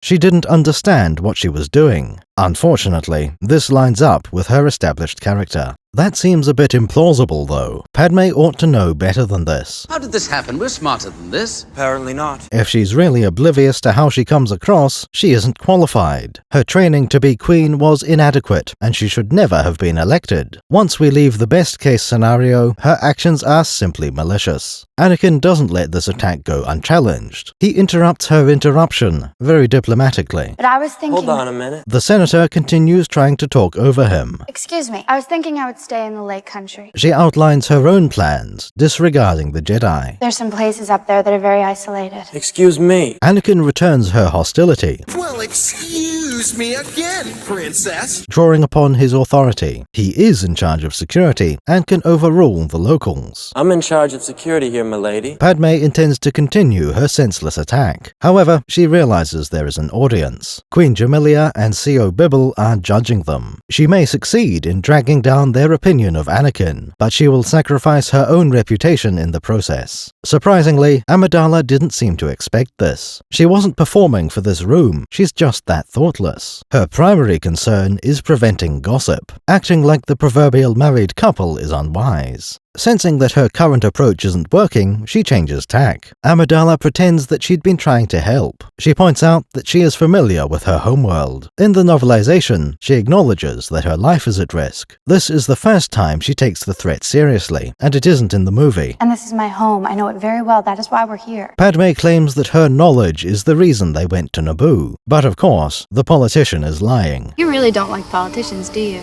No.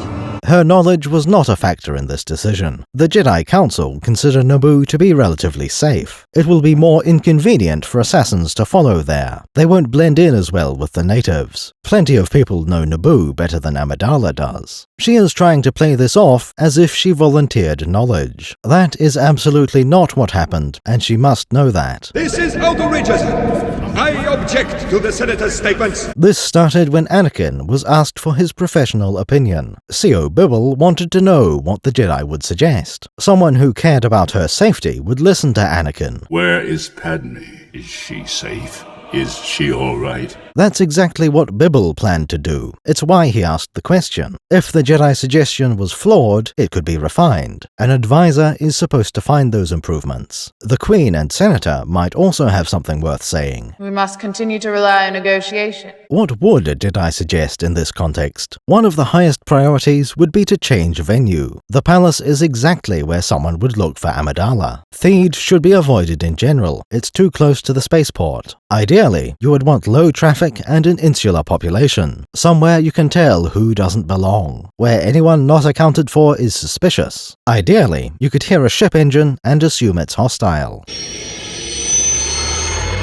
Therefore, you want somewhere with an anti-aircraft battery. Anakin's wish list would look something like that. From there, anyone might suggest the Lake Country. Apart from the AA guns, it should fit the bill. This would make best use of everyone's knowledge and experience. Anakin always expected to rely on the locals for specific knowledge. His job is to keep the Senator safe as effectively as possible. On a personal note, he would prefer them to be alone together. Amidala seemed to have two priorities. Her most important goal was to prevent Anakin from speaking. For some reason, she wanted him to have no input. And just avoid any more female advice. She needed to interrupt by downplaying his experience. Letting him speak would not be effective. Anakin would suggest a reasonable and efficient plan. If she thought otherwise, she would have exploited that. I must be allowed to speak. However, if she talks over him, she can imply he isn't capable. In the movie, Anakin apologizes rather than prolong the fight. Sorry, milady. The novelization then has COO Bibble speak up again. He confirms that the Lake Country is an excellent choice, a remote location with few people and clear lines of sight. From the way he speaks, Bibble had the Lake Country in mind already. If Anakin had named anywhere else, or nowhere, Bibble would have advised this. Another potential location would be the moons of Naboo. We know that Naboo has either 1 or 3 moons. More than one of them is populated with spice miners. This would be less ideal, but better than Theed. It might also be worth sending the Senator to Hyperdrive.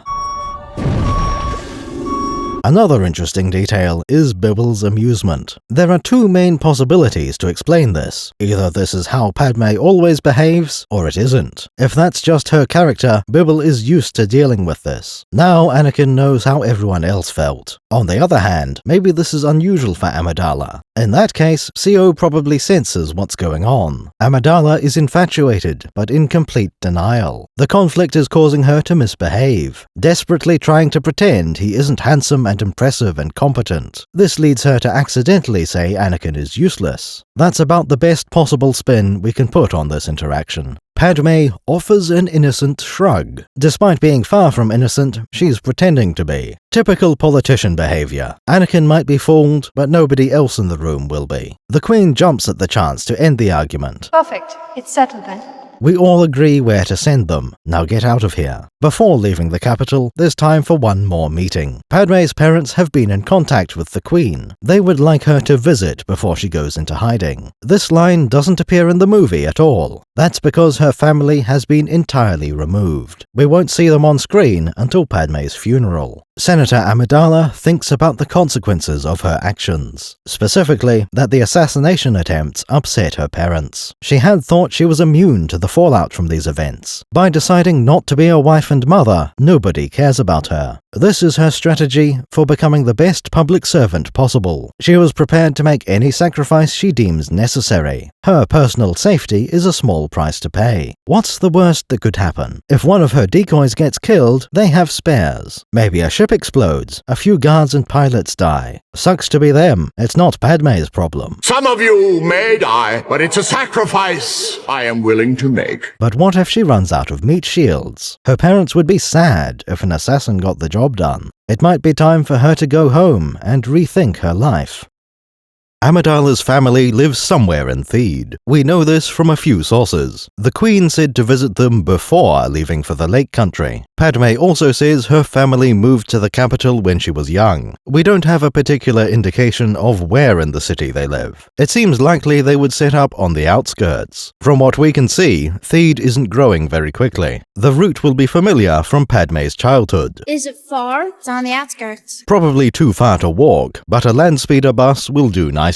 Officially, the house is actually very close to the palace. That does seem a little strange. There will be a lot of competition for these locations. As they approach, Anakin ponders the city. In his life so far, he has 2 points of reference: his childhood on Tatooine and his Jedi life. On the last leg of the journey, he compares all three. Of course, he will have seen many strange and exotic places, but it's unlikely he spent more than a couple of months on any given world. Anakin will know Coruscant and Tatooine better than anywhere else. This is a shortcut, I think. Even then, the Jedi Temple is quite different. Most of Coruscant will be foreign to him. He groups Tatooine houses into 2 styles. Some are isolated in the desert with no neighbors in sight. Think of the Lars homestead or Old Ben's hut. These kinds will exist on many worlds, though with different architecture. Battle for Naboo shows a house in the swamp. The other kind of houses are densely clustered in the cities. In the slave quarter, they are stacked on top of each other. Anakin's house has a ground-level door as well as a balcony, but the entire row of houses blends together. This seems to be normal for Mos Eisley and Mos Espa. The other comparison is Coruscant, which also has house clustering. These ones are stacked much higher, and there's less sand. Living space is not as different from the slave hovel as one might like. Anakin is thinking in terms of streets. Obviously those exist on Tatooine, but Coruscant is different. There are buildings, sky lanes, and a few gaps between them. Naboo has what we might consider a more typical layout. Paved roads between orderly rows of ornate houses. At the very least, these houses have vertical walls. There are no towers of ultra-dense habitation blocks. Perhaps the most striking detail is the vegetation. Naboo is full of plants, even inside the city. Trees planted everywhere, hedges, and even vines. Ivy covering the stone walls, making the whole city seem overgrown. On Coruscant, this would be burnt away within days. Tatooine simply doesn't have a problem with excess plant life. More than just the environment, Anakin admires the people. One more than the rest, but we'll get to her in a moment. Naboo is a friendly, laid-back sort of place. There are people out in the open, not in a hurry. All of them in a big hurry to get from something stupid to nothing at all.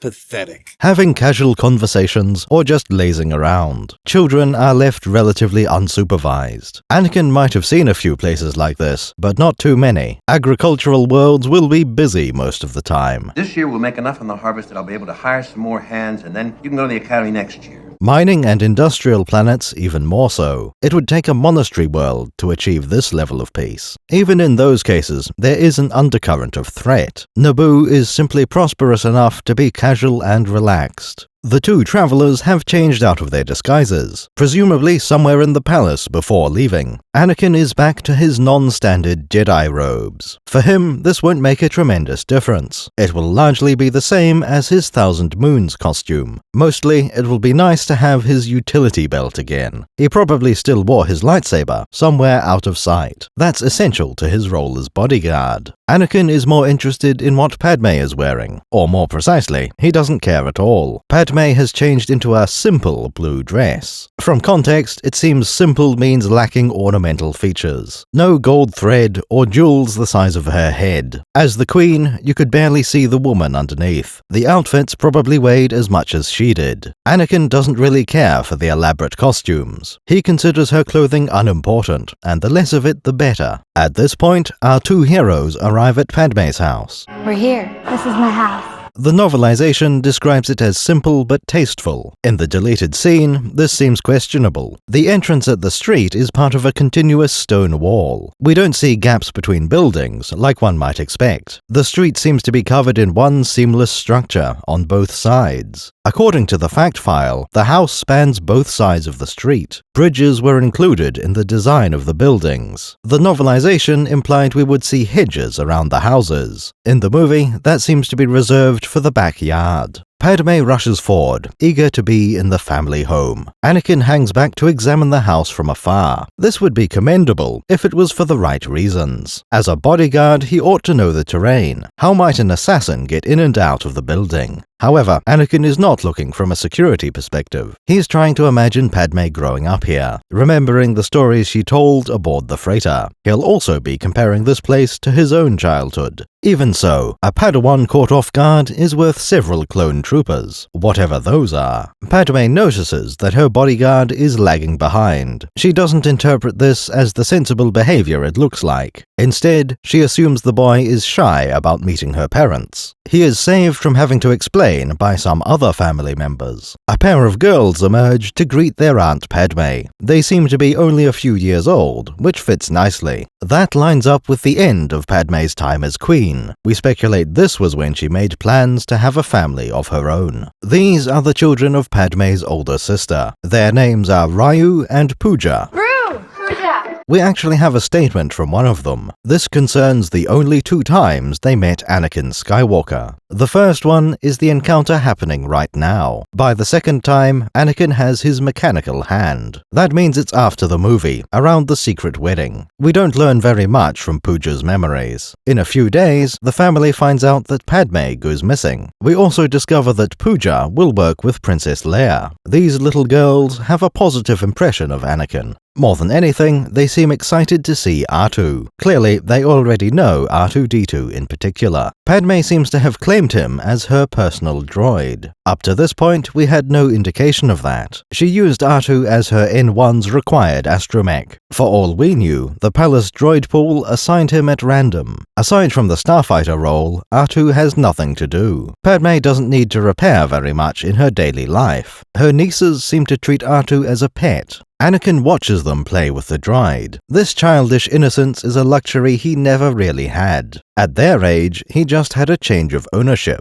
His family was transferred from Gardola the Hutt to Watto. We can be confident that he never played with an astromech droid. As a child, his friends were amazed to see a real one. Wow, a real astro droid. How do you get so lucky? Or at least, to see one working on his personal project. There were R2 units in Watto's shop, so Anakin had seen them. From hanging around pilots, he knows their real purpose. Ryu and Pooja just see a big, friendly toy. Anakin sees the welding arm and fire extinguisher. Naboo is relatively safe, which is important. While Anakin was watching the kids, he took his eyes off Amidala. Someone had emerged from the house when he wasn't paying attention. If this had been a bounty hunter, Padme could be dead already. Fortunately, this is just the mother of those children. Anakin notes that she seems like an older version of Padme. What stands out is that she seems more content than her sister. The senator is always on a mission, never satisfied. Sola, for that is her name, is happy. Anakin, this is my sister, Sola. This is particularly interesting, given what we know about the family. Within a few years of her birth, Padme was the favorite child. They knew she was destined for greatness, possibly even royalty. The entire family relocated from the remote mountain village. Padme was given the finest education they could manage. Meanwhile, Sola was relatively neglected. It must be a little irksome to have your younger sibling get all the glory. This could easily have led to Sola getting upset. However, we see no hint of bitterness or resentment. If anything, Sola seems to pity her little sister. Sola mentions that their parents have been concerned. Unexpectedly, this also gives us a timeline. The family has had a difficult few weeks. We know the Military Creation Act is a year-long saga. That means this recent concern must relate to the assassination. As far as we can tell, only 24 hours pass on Coruscant. Padme arrives one morning and leaves the next day. She visits her parents the day she gets home. That still leaves 3 weeks of travel time, which happens to be be what we calculated for a Class 3 hyperdrive. However, the AA-9 Star Freighter has a Class 3 hyperdrive. That means we expect 24 days and 6 hours. Navigation exploits could reduce that, but extra stops would increase it. Padme. I'm worried. Padme is not pleased to hear this. As we've established, she doesn't fear for her own safety. She objects to being assassinated for political reasons. That would be counterproductive. It might look weak. Aside from that, she does feel bad about upsetting her family. Though if we pay attention, she's not worried about the danger. Her problem is that her family found out she's in danger. She covered the cameras. I don't think she liked me watching her. What is she thinking? As long as they don't find out, she will gladly take risks. Anakin respects her for this. His mother knows that he's still in danger, of course, but she also knows he's trained to overcome that danger. Sola also notices Padme's reaction. Tactfully, she moves on to take them inside. No invitation that would satisfy vampire rules is actually given. Padme is welcome in her own home, and Anakin can't leave her. I can't leave her! Come to your senses! Entirely through coincidence, they have arrived at dinner time. Padme grabs Anakin by the hand to lead him inside. Does she engage in hand-holding with all her bodyguards? If not, perhaps this is to stop him from running away. You'll excuse me? The deleted scene shows stairs up to the front door. Ah, my old enemy, stairs. These aren't mentioned in the novelization, but they don't need to be. We already know R2 can climb stairs. Anakin notices immediately that the house is a different kind of building. This is no austere temple of serenity and reflection. It isn't like any of the grand or decrepit buildings on Coruscant. We see exposed blocks of stone on the interior walls. An intentional choice to suit the natural style. It has a general lack of electronics, though not in a primitive way. There is wood everywhere, something of a luxury resource on some worlds. Most importantly, there is no sand anywhere in the house. This is the uncluttered home of a comfortable, wealthy family. There are no troves of hoarded items, as in a slave hovel. Padme's family can have practically anything they want. Upon entering, the visitors remove their traveling cloaks. This is a nice detail. It doesn't come up as often these days. When the environment is pleasant, there's no need for an outside layer. You can wear the same clothing in the street and inside. Jedi traditionally have multiple layers of robes. In particular, we see them discarded before the Darth Maul fight. Anakin is wearing his chosen synthetic leather uniform. Padme has something more revealing than we've ever seen. It is, as Anakin noted, relatively plain. He rather downplayed the midriff, though. With the visitors inside, it's time for a round of introductions. The father is named Rui. He is described as plain, strong, compassionate, and comfortable. From this, we can infer that he wasn't part of the aristocracy, just some guy from an obscure mountain village. It's a little strange that he would have the resources to make his daughter queen. For that matter, how practical is it to move into the capital city? Surely that must be expensive, and he won't telecommute back to the village. Later on, we will discover that Rui built the mountain village. Or rather, the movie and book tell us he used to be a builder. The fact file says he was born in a mountain village. It also says he helped to establish a new mountain village. These were two distinct villages, both with unspecified names. This seems reasonable enough. He looks kind of like a builder. It's a useful job, and it will have been in demand. Moving to the capital isn't completely out of the question. What is a bit surprising would be his current profession. Padme mentioned her education scores. Apparently, this was what prompted the family to leave the village. After moving to Theed, Rui got into academia. For the past 20 years, he has been a university lecturer. While there's nothing wrong with that, it's surprising that he was hired. The university would normally expect you to spend ages there. One does not simply walk off the street and start lecturing.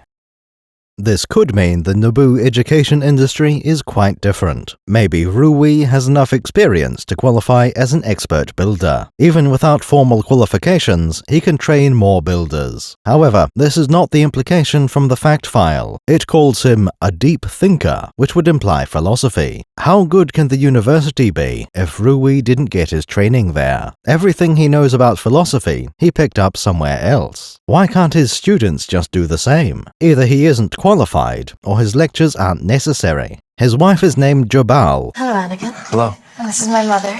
Hello. They met when they were fairly young, around 20. Rui had just finished his time with the refugee movement. Within about a year, they married and moved out. Having left a remote mountain village, they started a new one. Not on their own, of course, but they were significant. Rui worked as a builder, putting together the village with his bare hands. Jobal, on the other hand, worked on the community. That probably translates to some kind of desk job, organizing and dealing with paperwork. We find some very surprising things about Naboo in this fact file. First, that children are tested when they're quite young, probably somewhere around age 6. Much more surprising is the community service. This is compulsory between ages 12 and 20. Rui chose the refugee relief movement. That means all his education must have happened before then. Some tasks might allow you to attend school as well, but the refugee business sent him off-world for years. Another similar fact is about child politicians. Padme was elected when she was 14, inside the service bracket. That means the political stuff counts as community service. What's really surprising is that these are the only politicians. Naboo almost exclusively elects children to rule them. As soon as the teenagers turn 20, they leave politics for good. There are exceptions to this, like Palpatine, Padme, and C.O. Bibble, as well as everyone in Amidala's throne room.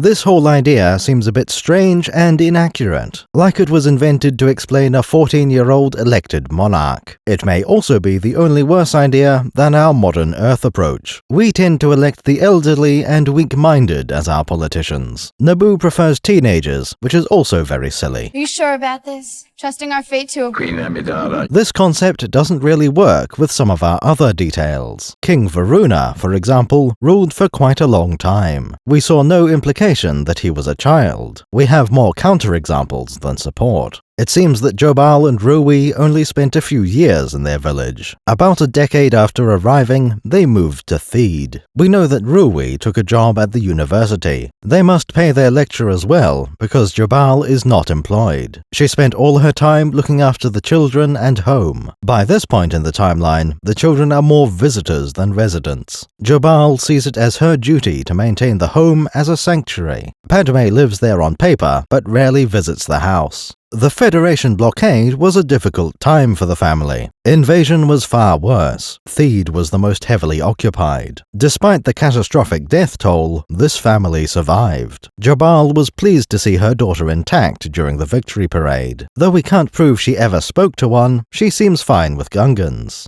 You're a Gungan, aren't you? Sorry. After the battle, Naboo will be left with a positive impression of them. Jobal was very pleased to meet Anakin. Having a bodyguard who cares for his charge is a good thing. She also found him to be charming and funny. The next paragraph says he will fall within 3 years. This was clearly written before Episode 3. It mentions Padme fleeing from Vader and protecting her children. Presumably, she would die on Alderaan a few years after that. Busy being very beautiful, kind but sad. Nobody expected her to die the same day Vader and the twins were born. The final member of the family is Sola, the big sister. Her most remarkable feature is that she isn't remarkable. Unlike her sister, the Queen, she has no ambition for power. Sola made it through community service unscathed. She wasn't ensnared by politics or any other temptation. Her little sister being officially smarter doesn't bother Sola. In fact, not only does she lack envy, she pities Padme. Sola takes after her mother in appearance and personality. It is common for Naboo citizens to attend university. Presumably, this happens after finishing their community service. This would mean she started during Padme's reign as queen. Most likely, this was the very same university where her father worked. Padme can't have had this education. There was no time for it. Preparing for the monarchy might have included a crash course in what matters. During her study, Sola met the man who is now her husband. This chap is named Darad Janran. Sola didn't take his surname, as would normally be the case. It's also worth noting we are not dealing with the Amidala family. The patriarch is Rui Naberi. When they were married, his wife became Jobal Naberi. Their daughters were Sola Naberi and Padme Naberi. Amidala is a name of state, adopted after election. However, Padme's original name is well known. That gives it a significant value in this part of Theed. Sola and her daughters retain the Naberi surname.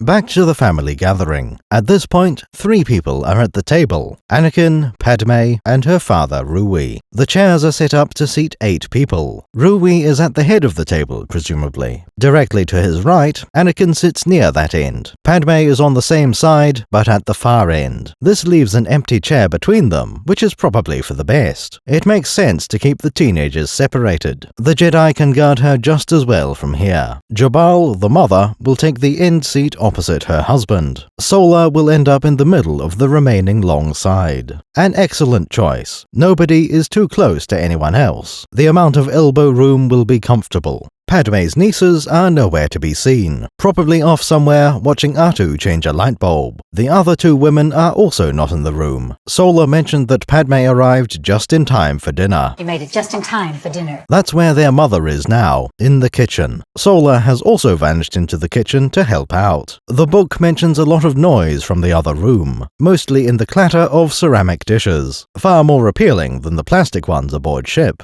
There are also repeated calls of "Mom, too much." Eventually, Sola returns carrying a bowl of food. She comments that the visitors haven't been starving since Coruscant. She turns out to be correct, but how would she know? The refugee freighter isn't a typical way to travel. We have specific mentions of the terrible food quality. What does Sola know about refugee transport? Her father and sister were involved, so they might tell stories. It's a nice additional detail about her. Padme already knows what's going on. It's clear this isn't a special occasion. Jabal always prepares an excessive amount of food. We could speculate that being in time for dinner was not luck. Perhaps half the day is spent preparing food. Whenever guests arrive, that's when the meal is ready. Well, you've come to the right place at the right time. This could also be interpreted as polite, pretending less effort went into the meal. This way, you remove any responsibility from the guests. They just happened to turn up exactly when food was ready. Enough to feed the town will be an exaggeration, especially since the town is the planetary capital city. Still, it's implied Jabal hosts the occasional party. Anakin doesn't need to eat, but he's interested anyway. Sola mentions that no one has ever left the house hungry. That's a classic way to cast the mother in a positive light. Padme recalls a specific event where someone did leave without eating. Apparently, Jabal chased him down and insisted. At this point, Anakin makes a joke about the guest being an ingredient. As jokes go, this is not a particularly good one. However, it establishes Anakin as quick-witted. Timing is a critical part of comedy. Clearly it worked, because the family is very amused. We don't see much of Anakin's humor in the movie. When I got to them, we went into aggressive negotiations. Thank you. Negotiations with a lightsaber. Jabal returns from the kitchen, bearing more food. Padme and her mother seem to enjoy his appetite. He understates his interest, but Padme isn't having it. I hope you're hungry, Anakin. A little. He's being polite, Mom. We're starving. She winks at him and says they are starving. Perhaps they chose not to eat much on their last day aboard the AA-9. Anakin enjoys the comfortable atmosphere around the table. Obviously, his own family was never this large. The Jedi might have communal meals, but not like this. In the temple and on missions, it will be more formal. Even for occasions where he visits a family, he will be an outsider. Padme's family is not giving him special treatment. They aren't intimidated by having a Jedi Knight in their home, nor are they fawning over the mighty warrior. Anakin is largely ignored, as only a true friend can be. He is able to relax and enjoy the conversation around him. For the next little while, Anakin is busy eating. Then he notices the tone of the background noise has changed. Jabal says that she is happy to see her daughter safe. Honey, it's so good to see you safe. We were so worried. The assassinations had her a bit worried. Assassins succeeded in killing what they thought was Amidala. Padme intensely disapproves of this. She is outraged that someone would take this threat seriously. Dear. I know. It's clear the entire family expected this reaction. They know her better than we do, because we didn't see this coming. But I had to say it. Now it's done. An hour ago, she knew her parents were worried. At the time, she even seemed to care. Perhaps Amidala truly does believe she's immortal. Otherwise, she must not care about her safety. We thought she had reconsidered her recklessness, that she would be more cautious, if only for her family's sake. This outburst would seem to indicate she won't be careful. Sola tries to change the subject to something safer. Did you know, Anakin, you're the first boyfriend my sister's ever brought home? She remarks that Anakin is the first boyfriend her sister has introduced. This is definitely intended to poke at Padme's childless ways. Unfortunately, trying to change the subject doesn't work at all. Padme protests that Anakin is not her boyfriend. He's not my boyfriend. Sola might have already known that, and said this anyway. We can be sure that Padme is a little off balance. Anakin's a friend. We've known each other for years. He's a Jedi assigned to me by the Senate to protect me. She clarifies that Anakin is only a Jedi bodyguard assigned by the Senate. Oh, Anakin's not a Jedi yet. Strictly speaking, this doesn't prove she's in danger, only that the Jedi Order and the Galactic Senate think she's in danger. A bodyguard. Oh, Padme. They didn't tell us it was that serious. Her mother instantly picks up on the implication. Jabal had thought returning to Naboo was the only security measure. Unsurprisingly, Padme insists there is no danger. It's not, I promise. I'm not in any danger, Mom. It would be tempting to say she's lying to her parents. Based on everything we've seen, this is not meant as deception. She truly believes that she doesn't need a bodyguard, that staying on Coruscant with no extra protection would be fine. You must trust my judgment, Your Highness. From what we've seen, she has no reason to believe this. The bombing only failed because of the decoy. Naboo's security didn't find the assassin or the Kohuns. Captain Typho has more than enough men downstairs. No assassin would try that way. This is when Padme chooses to properly introduce Anakin. Up to this point, they would assume he's just a Jedi. He's no Jedi. She reveals that he is the little boy from the blockade crisis. This, apparently, is what Naboo calls Episode 1. What we've been calling the Naboo incident. Since they didn't recognize his name, that tells us something else. Naboo hasn't revealed who fired the shot that won the battle. Credit goes to Bravo Squadron, the Gungans, and the Queen. We didn't hit it. Anakin is not famous, which is probably for the best. The family does know of him, but that might not be common. If they weren't before, the women of the house are now contemplating Anakin. Sola is quietly scheming, while her mother speaks up. Jabal thinks it's about time Padme settled down. Padme continues pretending she's in no danger. Rui knows that he won't get an honest answer from his daughter. Is she? He turns to Anakin and asks for a Jedi opinion. Anakin thinks for a moment and decides not to play along. Yes, of course the assassins are dangerous. Yes, I'm afraid she is. Padme tries to counter with, but not much. Even this is an admission that she was lying earlier. She had claimed to be in no danger whatsoever, except when trying to overrule Anakin. Then her life was at risk. She'll say whatever is most convenient at the time, without regard for the truth. A moment ago, Padme grabbed Anakin's hand. Under the table, we assume from context. This wouldn't be possible with the seating arrangements from the deleted scene.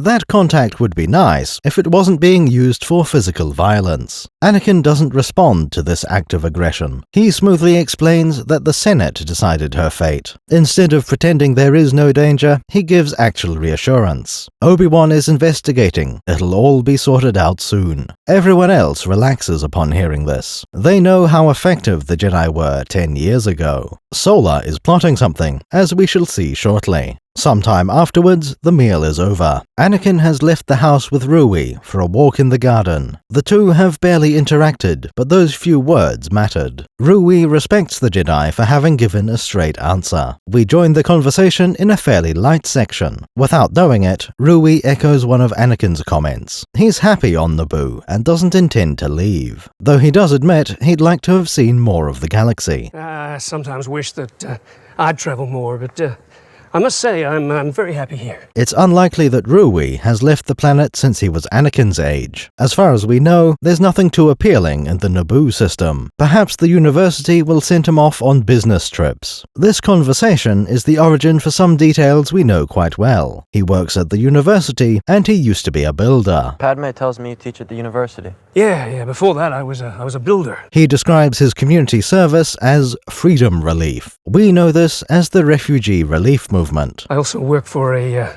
a freedom relief movement, but I was very young. Anakin comments on the interest in public service. This is a moment where the novelization gives some extra detail. Rui offers some insight into the culture of Naboo. The planet is generous, he says. This is why the circus calls it a paradise world. Mostly, this consists of the world being green. We don't see fields of dehydrated yellow grass. The climate is comfortable, and growing food is trivial. Sea monsters are the only real downside. The people of Naboo found themselves a good planet, and they know it. Rui says they try not to take it for granted. Having seen them, that may be more ambition than reality. Padme was completely unprepared for the facts of life on Tatooine. Naboo philosophy is that they don't deserve what they have. Therefore, they try to share, befriend, and to work. Rui says this makes them more fulfilled than being decadent would do. He will be completely right about this. This reasoning sounds familiar to Anakin. He compares the Jedi tradition and finds it to be similar. They have mighty abilities, though this is quite different. Anyone Force-sensitive has potential for power. Achieving that potential takes a great deal of training. Anakin describes being Force-sensitive as a gift. Intense training makes the most of this gift, refining it into power. My powers have doubled since the last time we met, Count. Jedi go out and use these powers to make the galaxy better. Rui points out the nature of the Jedi Order's work, making the things they love a little bit safer. This is not very subtle, because it wasn't intended to be. He is grateful that his daughter has such a capable guardian. Anakin can sense respect as well as gratitude. It seems this is personal, rather than for the Jedi in general. Young Skywalker is very pleased with this. He knows Padme is important to her family, and vice versa. If any of them disliked him, things would go poorly. It seems like you're in love with your daughter, hearing you talk about her on the podcast. Jesus Christ, well, you're pretty perceptive. It seems like you care about your own child. The garden conversation is not quite finished.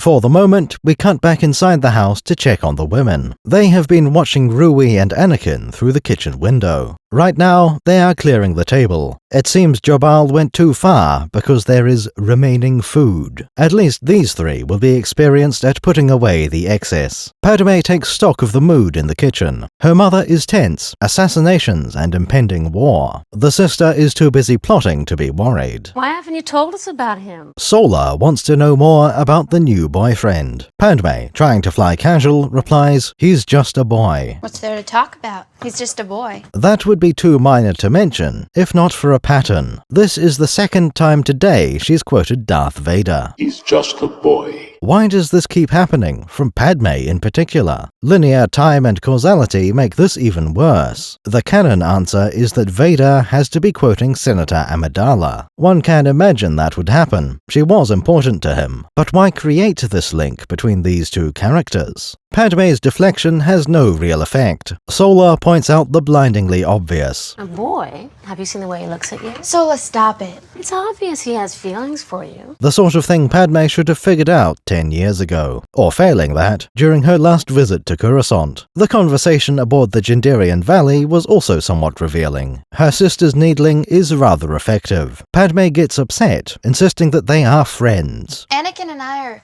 friends. The relationship is strictly professional. This is profoundly convincing, and Sola drops the matter. Our relationship is strictly professional. No, of course she doesn't. Padme tries to bring in her mother to solve this. Sola does not relent and has a keen insight. She suggests Padme is afraid to notice Anakin's attention, because if she noticed, Padme would have to make a decision. She doesn't want to turn him down or to accept. Being afraid to pick either one, she chooses not to make a choice. This indecision will fracture rather soon. Eventually, her mother takes pity on the hapless senator. At least, she does in the novelization. The deleted scenes don't show her taking any action. This interaction between the sisters is probably healthy for them both. Jobal is more subtle about it, but she agrees with Sola. Padme tries to counter that what she's doing is important. She can't stop for trivial things like assassins and love. Jobal offers the classic Naboo perspective. Padme is no longer a teenager. It's not appropriate for her to still be in politics.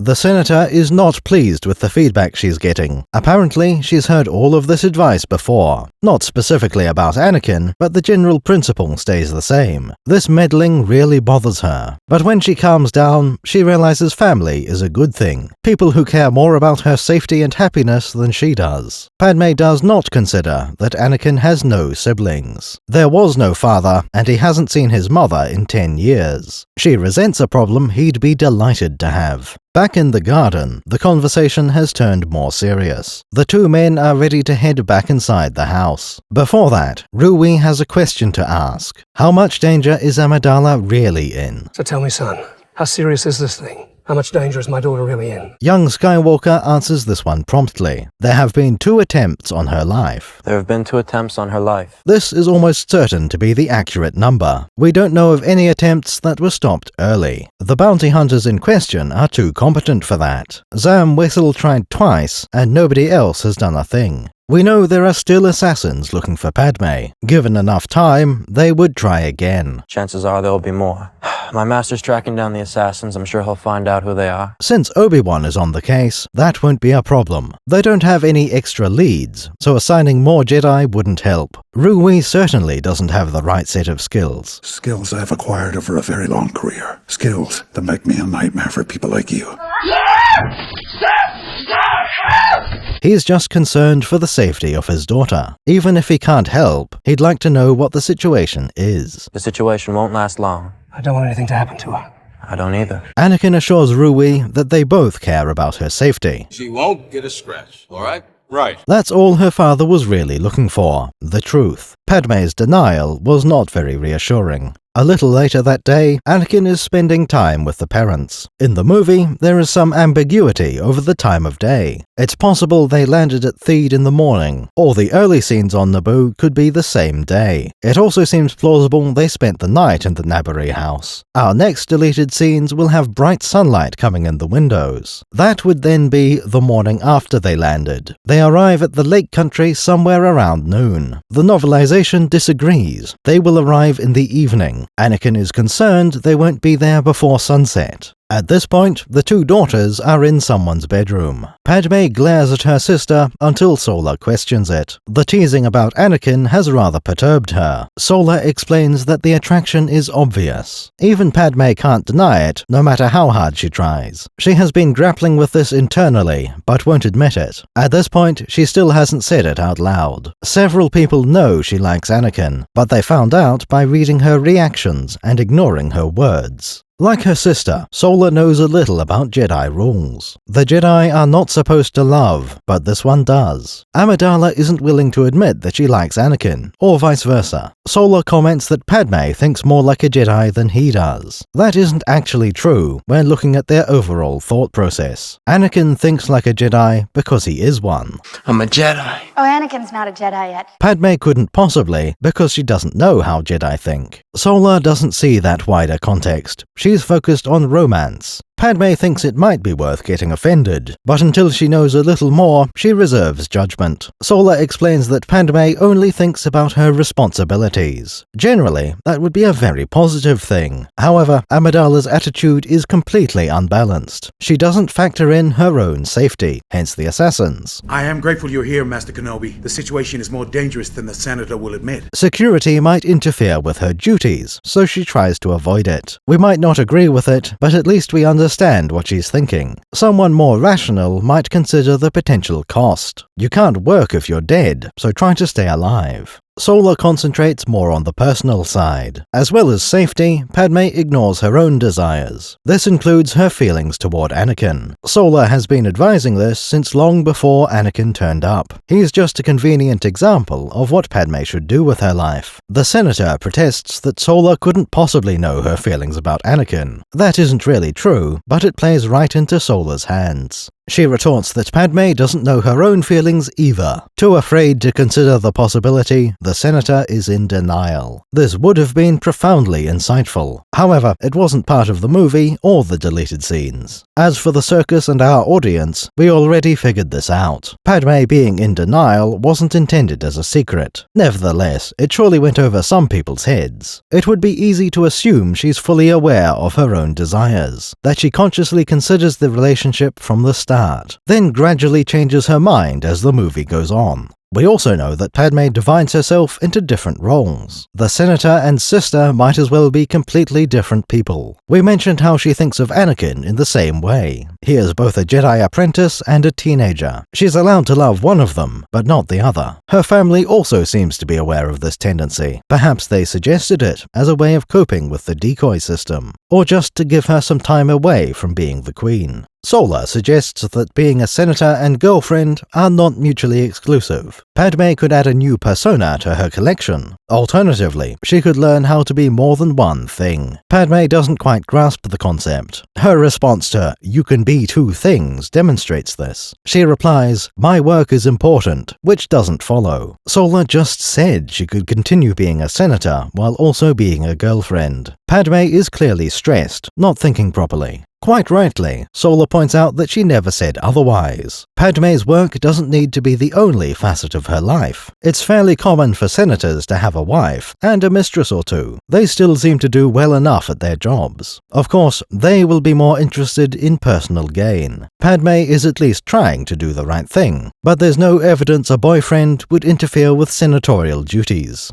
The sad part is that Anakin is very sure of what he wants. He's just not allowed to have her, and is willing to break those rules. Padme has absolutely no such restrictions. Sola points out the pair of them are acting in the wrong way. The senator acts as if love is forbidden, but it isn't. Anakin claims he's encouraged to love, but he is lying. He knows it isn't allowed, and his loophole is not compelling. That's why their marriage would need to be secret, hypothetically. We now get quite an interesting detail. Padme protests that it's far too soon for all that. The situation is not that serious. Specifically, she says she's been together with Annie for a few days. This is surprising. Her family has been worried for weeks. She's been working on this vote for a year, so it can't be that. Unless there were recent warning signs of potential assassins. Short travel times mean the family was worried before the bombing. Long travel means Padme called 3 weeks a few days. Both are plausible, so it's up to your own judgment. Sola admits that she doesn't fully understand the situation. However, Anakin is not good at hiding his feelings. The entire family knows that he likes Padme. Perhaps they wouldn't if Sola hadn't pointed it out. The senator is frightened, and her sister doesn't understand why. On some level, Padme does care about Anakin's career. She would prefer not to tempt him into breaking the Jedi rules. It's important that he not leave the Jedi or get kicked out.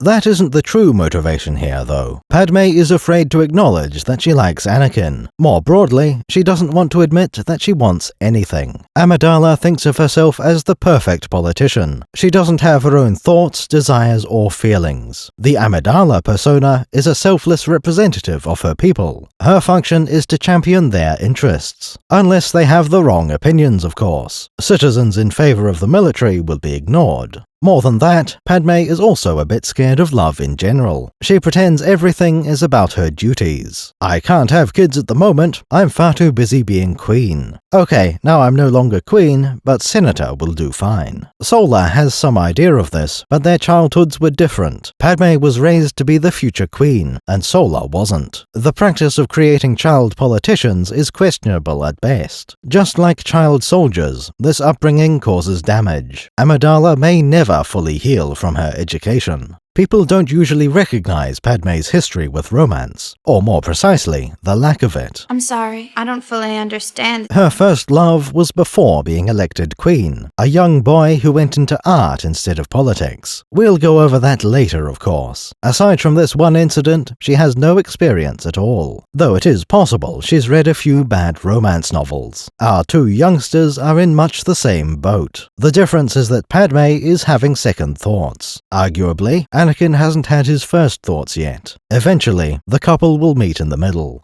Our next scene is also in the bedroom. Once again, Padme is packing to leave. Just like last time, Anakin is also here making conversation. We're told that Padme had barely unpacked before leaving. This would be mighty strange if they hadn't decided to stay with her parents. Unpacking at all would be a tremendous waste of time. If they didn't stay the night, they would leave within hours. Anything you need in that time, you can just grab from inside the bag. The choice of clothing is rather different this time. When she left for Coruscant, it was with a formal wardrobe. That definitely wouldn't fit in the starfighter she was flying. Her clothes were certainly lost during the bombing. When she changed out of the pilot's outfit, it will be with costumes from the Naboo embassy. Packing for the refugee transport, nothing too fancy was included. This will be the first time in ages that Padme chooses her own clothes. This scene also gives us another joke. Padme apologizes for the shock of meeting her family. There can be a lot to digest all at once. Anakin responds with the power of willful misinterpretation. He says, "Your mother is a fine cook." It doesn't really matter if fine means high quality or acceptable. The point is that Padme mentioned digestion. He took the figurative language and used it literally. That's a classic way to construct a joke. This would be in the running for the best joke in the movies, if only it appeared in the movies. Padme takes a while to catch on, but gets the joke eventually. Once again, we see a mismatch of perspectives. Padme sees her own family as overwhelming, a bit much to deal with if you aren't used to them. Anakin just thinks it's nice to have that kind of family. He also reaches into the bucket of cliches for his next line. Maybe, he says to his girlfriend, "You have more than enough clothes." This is especially true because she can't wear most of them. All her time is spent in the formal senatorial outfits. This is where Anakin brings up the time constraints. If we assume this is the evening after dinner, he has a point. Sunset will be in perhaps 1 hour, based on the light. Depending on the distance and their vehicle, that's tight. Most likely, they would arrive after dark. On the other hand, this could be the early morning. In that case, he's definitely making a joke. Please finish packing in the next 12 hours. Anakin doesn't really know where the Lake Country is. However much he studied Naboo, that didn't come up. It must not be a noteworthy location, which makes sense. You can't protect her by visiting a tourist attraction. He's also surprised to find that Padme lives with her parents. At least, she does in principle. So you still live at home? Her time spent here will be limited. Padme spends a lot of time off-world on Coruscant. I move around so much. Never had a place of my own. It's also likely she has a room set aside in the palace. Owning a house of her own would seem a little wasteful. Besides, Padme likes it here. Official residences have no warmth, she says. Official residences have no warmth. I feel good here. I feel at home. This place certainly seems more welcoming than her Coruscant flat. Never really had a home. Anakin mentions that he's never really had a home. He'd certainly lived in the same hovel for several years. Before that, it's possible they moved several times. He says that he considered home to be wherever his mother was. Home was always where my mom was. Now he lives at the Jedi Temple when not out on missions. With a bit of luck, he gets assigned the same room each time. That certainly isn't a home either. Padme might have considered this detail, and she is sympathetic. Anakin has been walking around the room, looking at the pictures. These are referred to as holographs. They look very much like ordinary picture frames, with twin projectors. That's a little surprising on its own. Most holograms we see have a single source, such as R2. Some of the larger ones may use multiple projectors, but we don't see those. As far as we can tell, there should be no reason to have 2 projectors. Nothing else we've ever seen has required them. There's no obvious benefit either for an application such as this. Another concern here is that holograms are made of light. That could be a benefit when installing these in a child's room. Some people prefer to sleep in a dark room, and these would ruin that. Perhaps they're connected to the light switch or the curtains. Aside from that, these are very similar to LCD photo frames. They can display still images, short videos, or slideshows. This is technology that would have to exist, but we never see it. Holographs are absent from all 6 movies. The picture Anakin is looking at has quite the backstory. This is from when Padme was 7 years old. At the time, she was working with the refugee relief movement. That was when I went with the relief group. This photo shows her surrounded by little green smiling creatures. Their sun was imploding and the planet was dying. I was helping relocate all the children. Padme was on a world called Shada-Bi-Boran. Their sun was imploding, which is bad for one's health. Naboo was trying to evacuate the children from the dying world. Padme introduces the one she's holding as Nakitula. See that little one I'm holding?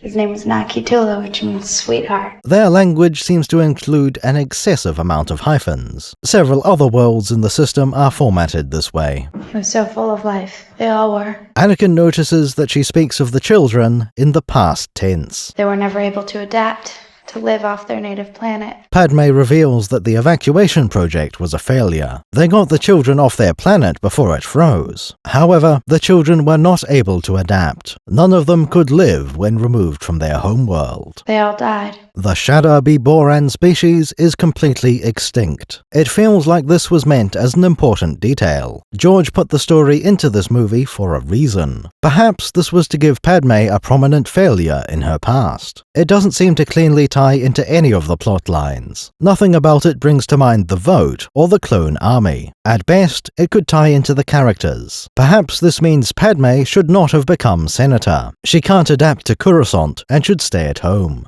Or maybe the link is to Anakin and Jedi recruitment. Anakin should have stayed on Tatooine and not gotten involved. Instead, he followed Obi-Wan on some damn fool idealistic crusade. There is room to criticize the Jedi, but not Qui-Gon. Suggesting Anakin should have remained a slave is absurd. He might not have fallen to the dark side, but that's a harsh life. Any attempt to escape, and they blow you up.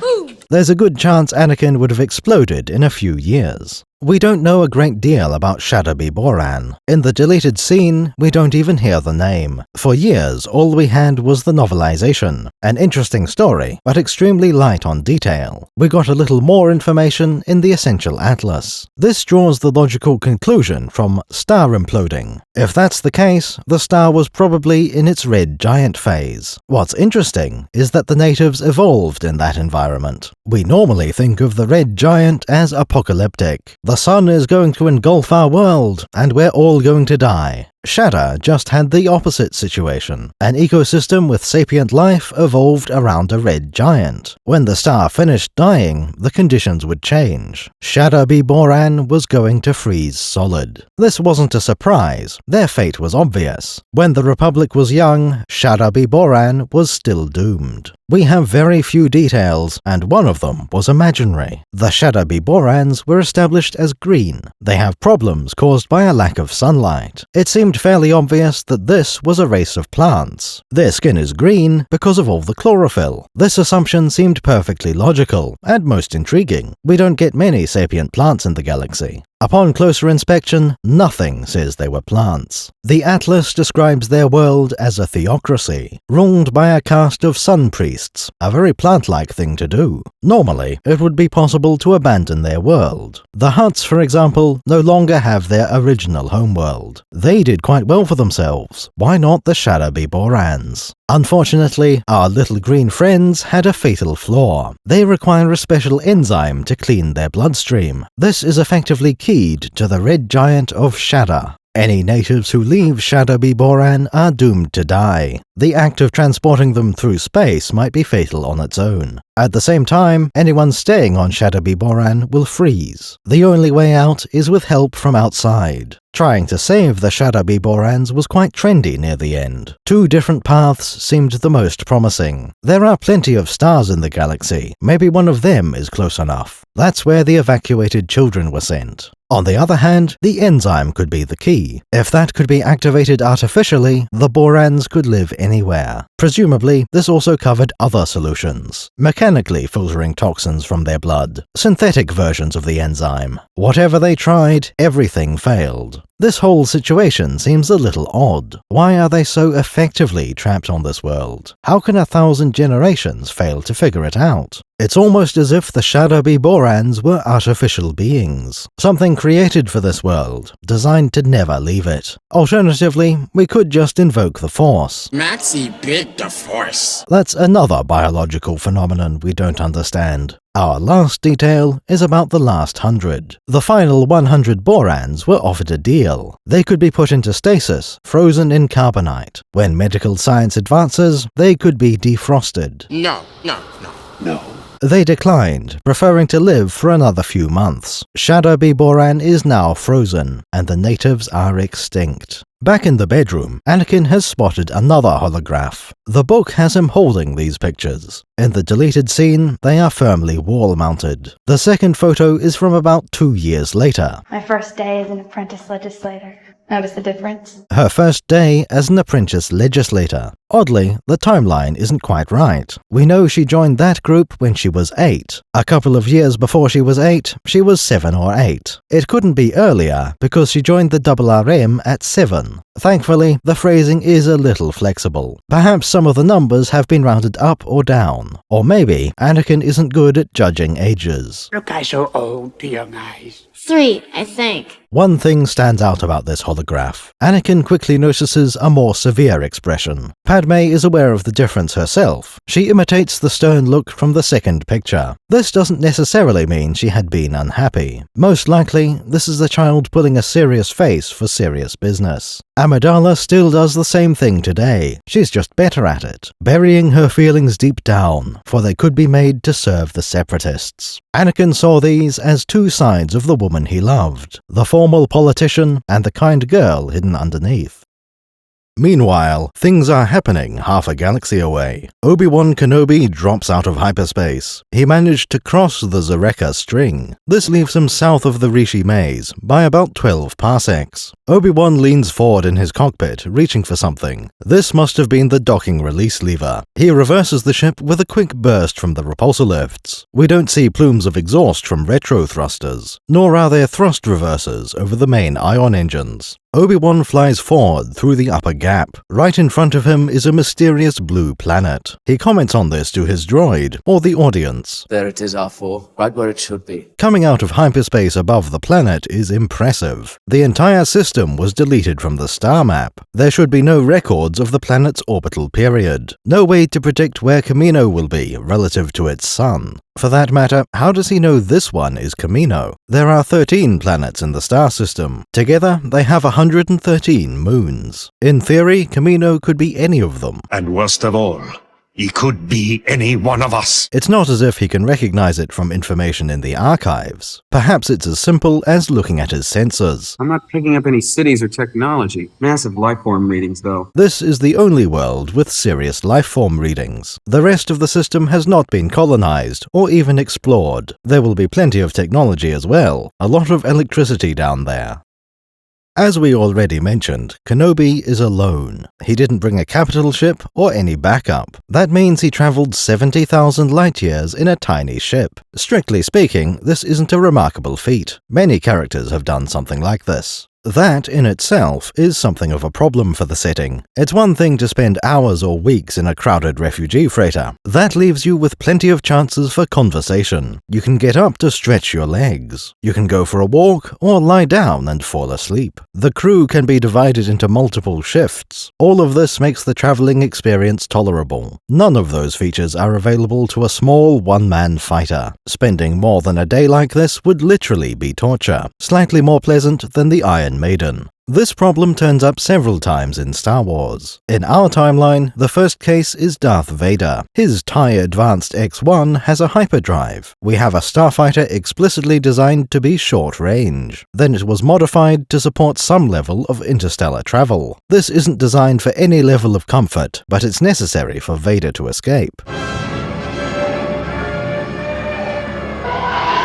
Almost all its shortcomings can be forgiven. The Advanced X-1 is an experimental ship. Our next example is Luke and every other X-Wing on Hoth. The Alliance is known for its hyperspace-capable starfighters. Any fighter without a hyperdrive is too damaged to fly. The X, Y, A, and B wings have no excuse. They weren't hastily refitted, they were built for light speed. If they aren't suited for that purpose, that's a design flaw. This is all theoretical, because the movies don't show any difficulties. Luke travels from Hoth to Dagobah in his X-Wing. Notably, Dagobah lacks any kind of starport. There was no chance to refuel there. there. Luke doesn't seem very impressed with Yoda's cooking. It seems unlikely that he restocked his rations. Water is far more plausible to obtain locally. Yoda has been drinking something for all these years. The X-Wing will be stocked with some water, and also with filters. Still, we can be absolutely certain it can handle 2 trips. Hoth to Dagobah, and Dagobah to Bespin.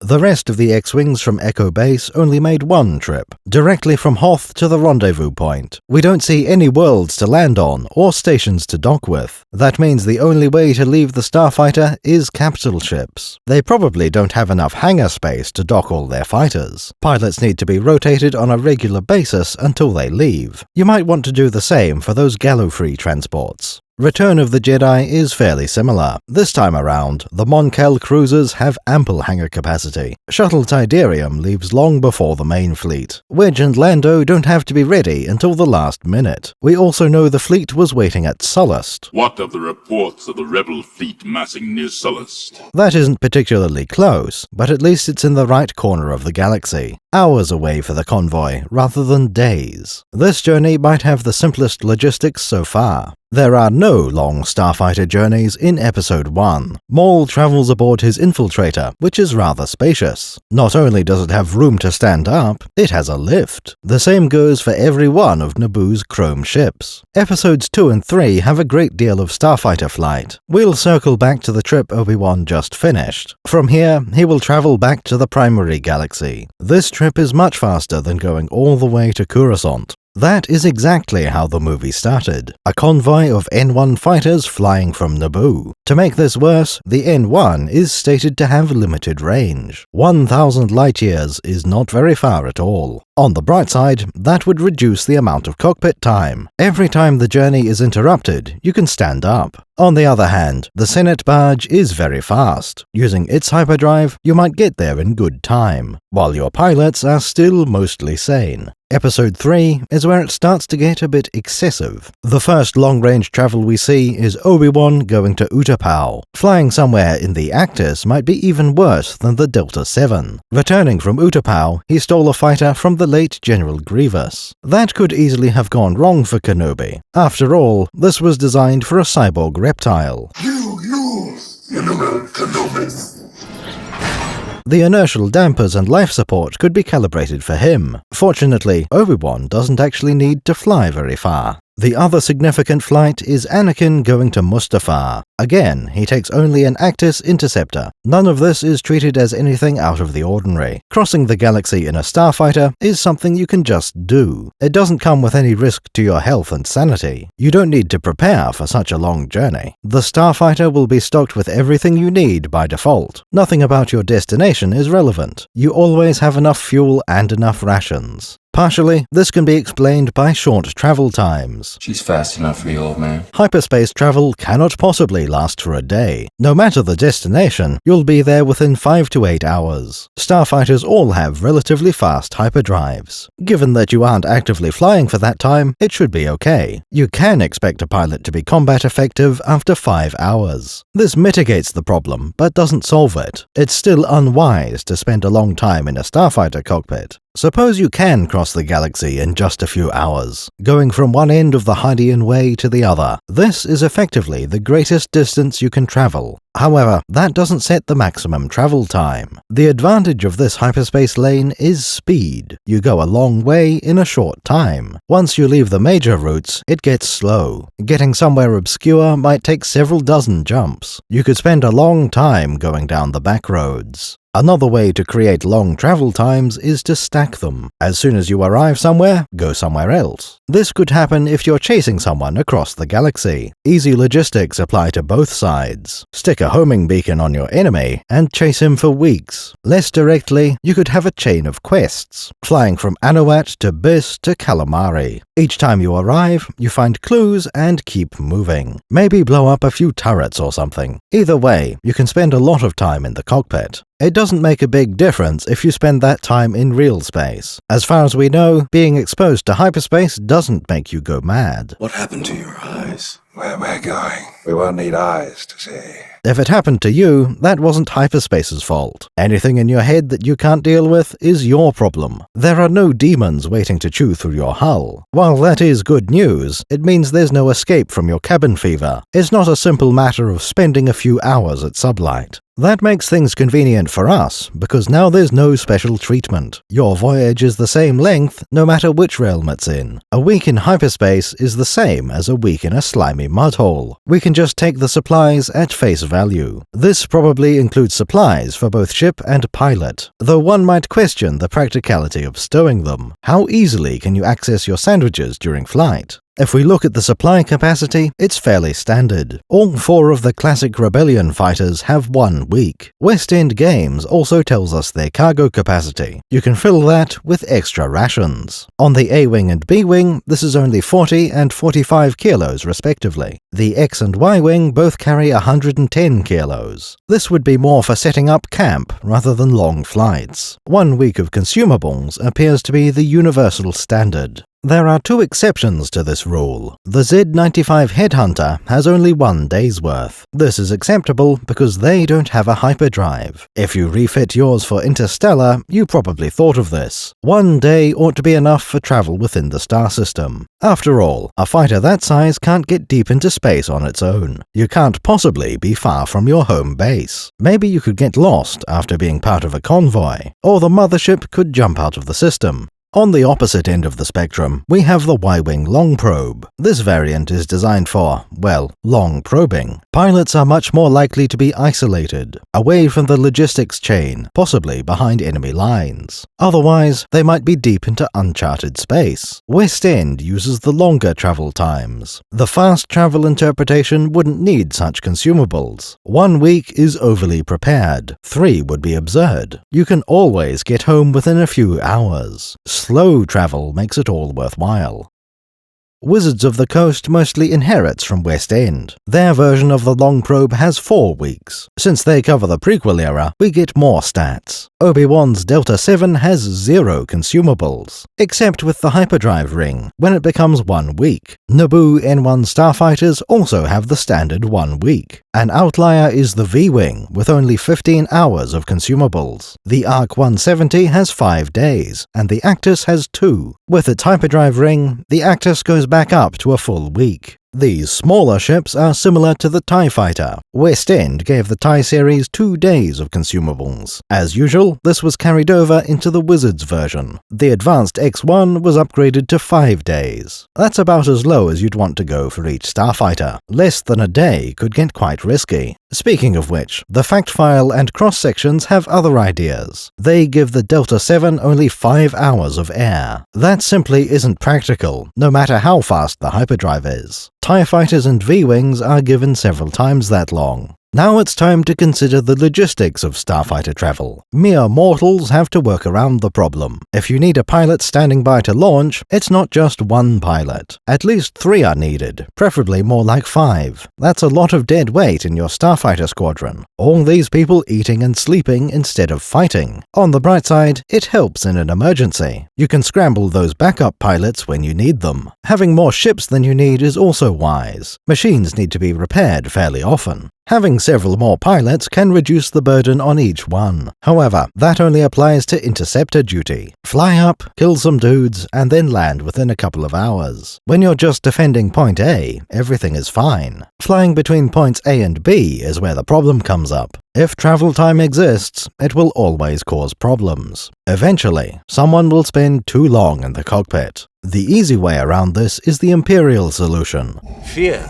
Turn everything into the interceptor scenario. Fighters are only launched from bases and motherships. If you need to go somewhere, you have a capital ship. Pilots get to their fighters a few seconds before launch. Stopping for lunch is definitely against the rules. This also means your starfighters can be far cheaper to build. There's no need to include a hyperdrive in every ship. Of course, the downside with that is that you don't have FTL fighters. Once you decide to give them hyperdrives, there is no escape. They will go on long trips and suffer the consequences. You can stave off the problems with a better hyperdrive. Using a Class 3 would triple your time in hyperspace. Unfortunately, this advice is completely useless. Almost every starfighter has a Class 1 hyperdrive. Some only have Class 2, but that's still pretty good. Vader's TIE Advanced is the obvious exception. For a TIE fighter, even Class 4 is a luxury. Installing a better hyperdrive is the only real solution. Nothing else can really make a difference. You could try making the pilot seat more comfortable. That just extends the maximum safe time a little. Your pilots start going mad after 3 days instead of 2. Maybe the cockpit is absurdly spacious, with room to stand up. Surprisingly, the TIE fighter has quite a roomy cockpit. These are all rather minor changes with tiny effects. We should mention something about hyperspace. It appears to be a swirly blue tunnel of light. That looks very neat, for 2 seconds in 6 movies. Characters see things differently from the audience. Hyperspace is completely normal to them. It has no novelty. Traveling through hyperspace doesn't crops, boy. They aren't going to spend an hour staring into hyperspace. Passengers and ship captains will turn away from the window. Wait a minute, how can you do that in a starfighter? Getting up and walking away from the bridge isn't possible. Fighter pilots need good visibility to do their jobs. As much as possible, the canopy will be transparent. That leaves the pilot exposed to the hyperspace vortex for hours at a time, with no ability to turn away. I can't watch anymore. Worst case scenario, you might be there for multiple weeks, just sitting in the cockpit, staring into blue nothingness. The good news is that you don't need to steer in hyperspace. You can relax the whole way until you drop into real space. On the other hand, good luck getting any sleep. Have you ever closed your eyes in direct sunlight? Eyelids are not very thick, and light can get through them. That swirling blue tunnel will be your constant companion. Like it or not, you will stare directly at it. Sometimes, it'll just be through your eyelids. This particular problem we can find solutions to. Perhaps we've already seen one: Luke's training helmet. With the blast shield down, you can't even see hyperspace. Perhaps you could install curtains in your cockpit, or set the transparisteel to not be transparent. There's very little that ship design can do to solve this, at least without fundamentally changing the nature of the ship. We're talking about a small one-man fighter. You can add a corridor, a bedroom and kitchen. By the time you've done that, 12 cubic meters have been added. That small interceptor is now much larger and heavier. That means it should be slower and more sluggish, unless you upgrade the engines and power supply, which adds even more size and weight. If we can't upgrade the ship, the only option is to upgrade the pilot. Perhaps we could remove some of the physical and mental weaknesses. Droids don't suffer from cabin fever. In theory, you could ask your pilots to become cyborgs. But that isn't popular in the Star Wars universe. He's more machine now than man, twisted and evil.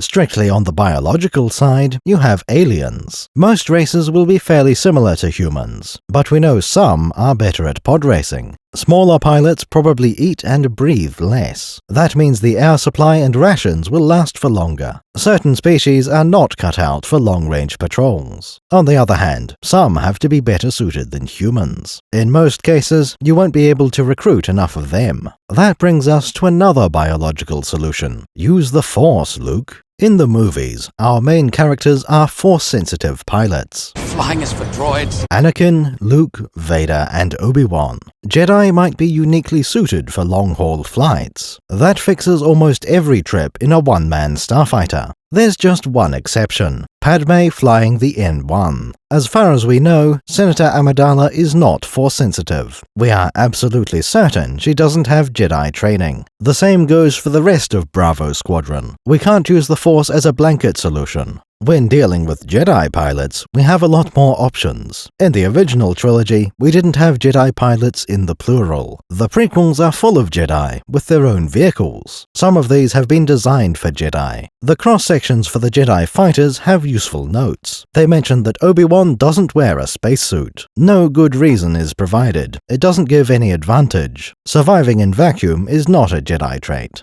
Meditation is definitely something the Jedi do. This is our best excuse for sending them off in fighters. One of the abilities from West End is perfect here. Its name is Hibernation Trance, and it's fairly simple. Obi-Wan would set up his hyperspace jumps, one to Rishi, and however many it takes to reach Kamino. In between, he goes into a hibernation trance. The RPG rules for this are fairly simple. You can define triggers to wake you up again. For the Jedi, this essentially skips all travel time. As long as you set it up correctly, it's perfectly safe. You'll wake up if something unexpected happens, but you don't need to be awake for the entire trip. No weeks of staring at the hyperspace vortex through your eyelids. This will have a very positive effect on your health and sanity. Any other pilot would be severely impaired after a long flight. The Jedi can heal while in this state. One of the other important things is consumables. The hibernation trance reduces your running costs. Air consumption goes down to 10% of normal. That 5-hour number would become 50 hours. You can go without water for up to 30 days instead of 3. If you solve those problems, food becomes the bottleneck. That would force you to wake up every 3 months. As we can see, Jedi have a profound advantage. Non-human Jedi might have even lower requirements. Lucas probably wasn't thinking about these things. He seems to prefer the faster travel times. If you can cross the galaxy in a few hours, this barely comes up. Spending that long in a cockpit is just uncomfortable. Doing that for months is legitimately dangerous. The best way to look at this is Jedi bypassing the issue. Everyone else has to plan around travel times. A Jedi just needs to be vigilant with his hydration.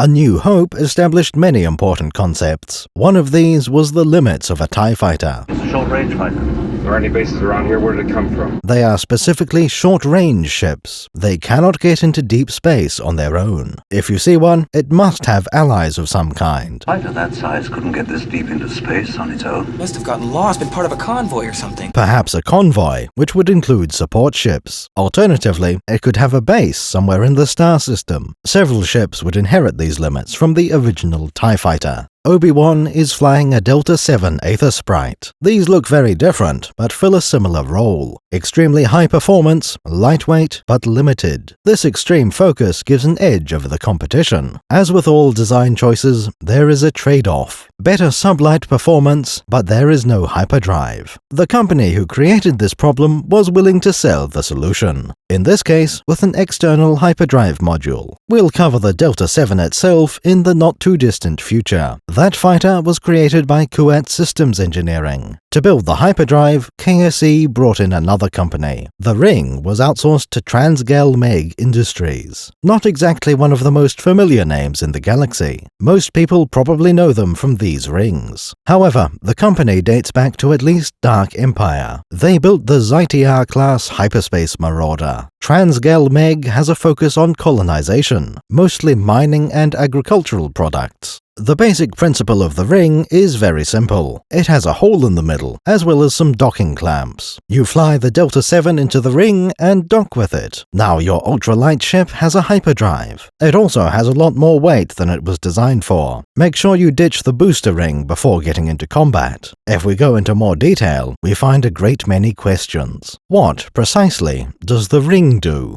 Looking at the movie itself, there's no indication that the ring part matters. You could just clip the top and bottom halves off and have a flat module. That would make the Delta 7 look a bit like a pod racer. Perhaps the ring is there to brace the boosters. The bits that are clearly functional are 2 cylinders on the sides. Each one probably weighs as much as the Delta 7. At the front, they look almost like X-Wing engines. Perhaps these are also electromagnetic gyros. What's really surprising is the glow coming from the ring. Those 2 engines start out with a blue glow at the back. When the Delta 7 disconnects, they turn orange. Then they quickly fade out as the ring lists forward. It's almost like these are ion engines, but that wouldn't make sense. Ion engines are sublight engines. Perhaps these exist to offset the weight of the ring. That way your fighter still gets decent performance while docked. We could also say these are thermal exhaust ports. Running the hyperdrive produces a lot of waste heat. You can't get rid of it while in hyperspace. That would explain why we see them change color and shut down. A longer journey would stay in the blue phase for longer. However, this would be a very unusual feature, something we don't see on other ships of similar size. The simplest answer is to just call them ion engines. Cross-sections for the Delta 7 don't tell us very much. All we know is that the model is Silure 31. The next version of this is the Silure 45. This one has a drawing in the Episode 3 cross-sections. The main distinguishing feature is the extra pods. Most examples from that movie have 6 engine pods instead of 2. According to this drawing, extra pods are optional. It tells us they have reactors and ion engines. Obviously, the Hyperdrive Ring includes a hyperdrive. The cross-sections label says Hyperdrive Motivator. This is actually a distinct component from the hyperdrive. You need both a hyperdrive generator and hyperdrive motivator. The generator is the part that would normally be called hyperdrive. It's a similar distinction to one we see with deflector shields. They have a shield generator and shield projector. Motivator is also a term we see in droids. This R2 unit has a bad motivator, look! It's never been clear what any version of it means. For droids, it is possible it's part of the brain. An R5 with a blown motivator can work, but doesn't want to. It would be more reasonable to assume it's part of the power supply. Electric components already have names, though. If a motivator was a capacitor or transformer, why not call it that? Droid motivators could be part of a pneumatic or hydraulic system. For the Hyperdrive Ring, all we need to know is that it has motivators. The hyperdrive works, so it must have all the necessary components. To go any deeper than that, we need to understand the hyperdrive. We do not understand the hyperdrive. That'll complicate things. Even characters in Star Wars rarely understand it. Half the plot of a movie might involve fixing a hyperdrive, but we won't get a list of parts needed. There will be no technical diagrams, and some kid certainly won't invent a better hyperdrive. The Silure 45 tries to explain its hyperdrive. Predictably, this does more harm than good for the setting. First of all, it explains why the ring part of the ring exists. Apparently, dense hypermatter spins through the ring. This isn't completely out of nowhere. Hypermatter had already been mentioned. The Death Star was said to use a hypermatter reactor. It's not clear if hypermatter is the fuel or not. In the case of the ring, it serves as ballast. This idea does come out of nowhere. Ballast is not a term we associate with hyperdrives. Our understanding of the mechanism doesn't support this. Why would it help to have a heavier ship in hyperspace? We normally assume that extra weight is not a good thing. All else being equal, a heavy ship flies slower, unless all of that weight is necessary for better engines. Adding 50 tons of hyperdrive might be useful. 50 tons of ballast seems like a bad idea. It gets worse as the text goes on. We see a mention of shields protecting against collisions. That's true in sublight, but it seems strange for hyperspace, or hyperspeed as the text calls it. Prepare ship for ludicrous speed! Give me that, you petty excuse for an officer! The term hyperspeed implies traveling very fast in real space. It's almost as if this description was written for Star Trek. They certainly have the navigational deflector. That universe also includes FTL travel without involving hyperspace. They just go very fast inside a warp bubble. Another detail makes more sense in the light of Star Trek. Stasis fields slow the passage of onboard time, implying that without this, you aged years while traveling light years. Star Trek uses the term warp for its FTL system. This is an abbreviation of its original name. Our destination is the Talos star group. Our time warp, Factor 7. The warp drive used to be called Time Warp. It's just a jump to the left. Star Trek moved away from this name back in the 60s. Invoking time travel is extremely dangerous. It should be avoided if at all possible. Either way, we're running out of time. Otherwise, Obi-Wan could have trained Luke in seconds. Before Vader could get his helmet installed, Luke would be a knight. You failed, Your Highness. I am a Jedi.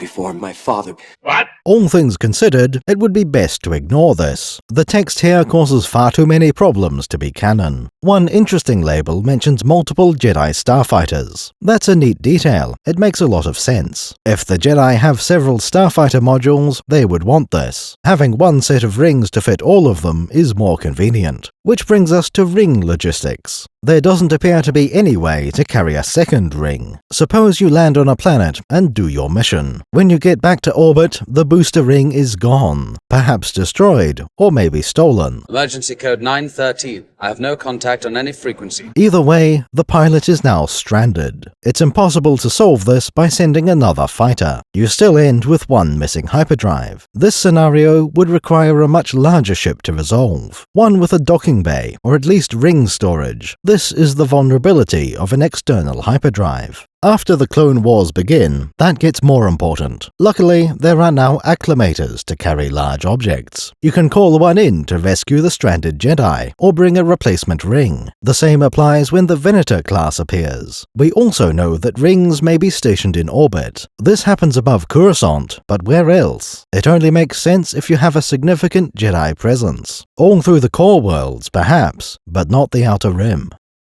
Obi-Wan is busy scanning the planet from orbit. He will very quickly discover two things about Kamino. First, that it's perpetually overcast. Underneath the cloud layer, there is nothing but ocean. After a little while, Kenobi will discover civilization, a set of metallic structures in the middle of the sea, life readings above the surface of the water. I'm making up cities or technology, massive lifeform readings. Some rather powerful fusion reactors. With a bit of luck, he might find what the reactors are driving, a network of turbo laser turrets pointing in his direction. Luckily, Kamino is known for appreciating good manners. Depends on what, Dex. On how good your manners are.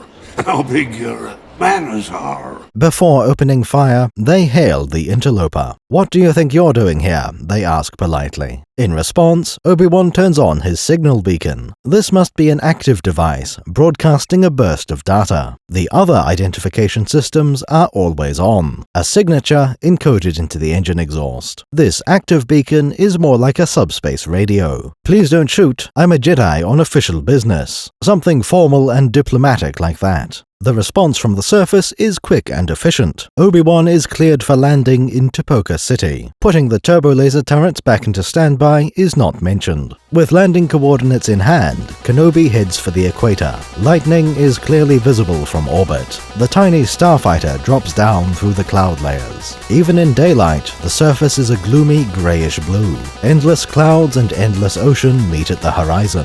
Torrential rain fills the atmosphere. In the distance, Obi-Wan can see glittering lights. Tipoca City, home of some answers. But that is a story for another day.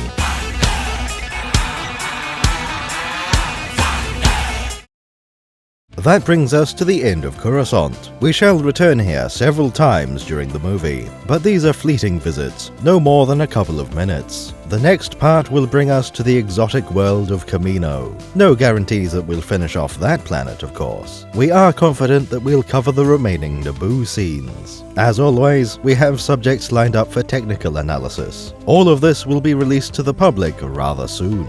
Thank you for sticking around, and we'll see you in the next part.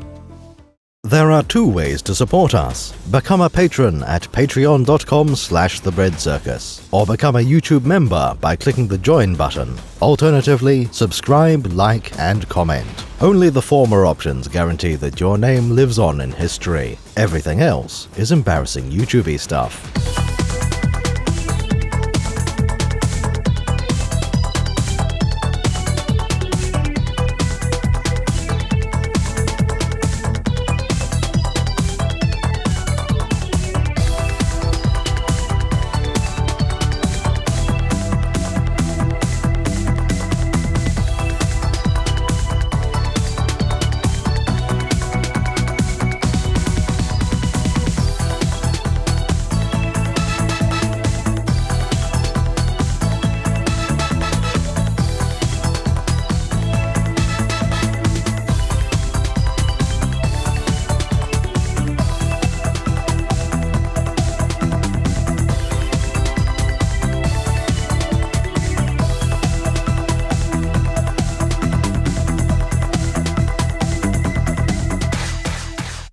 What, you think you're some kind of Jedi waving your hand around like that? I'm a Toydarian. My tricks don't work on me. Only money. No money, no parts, no deal.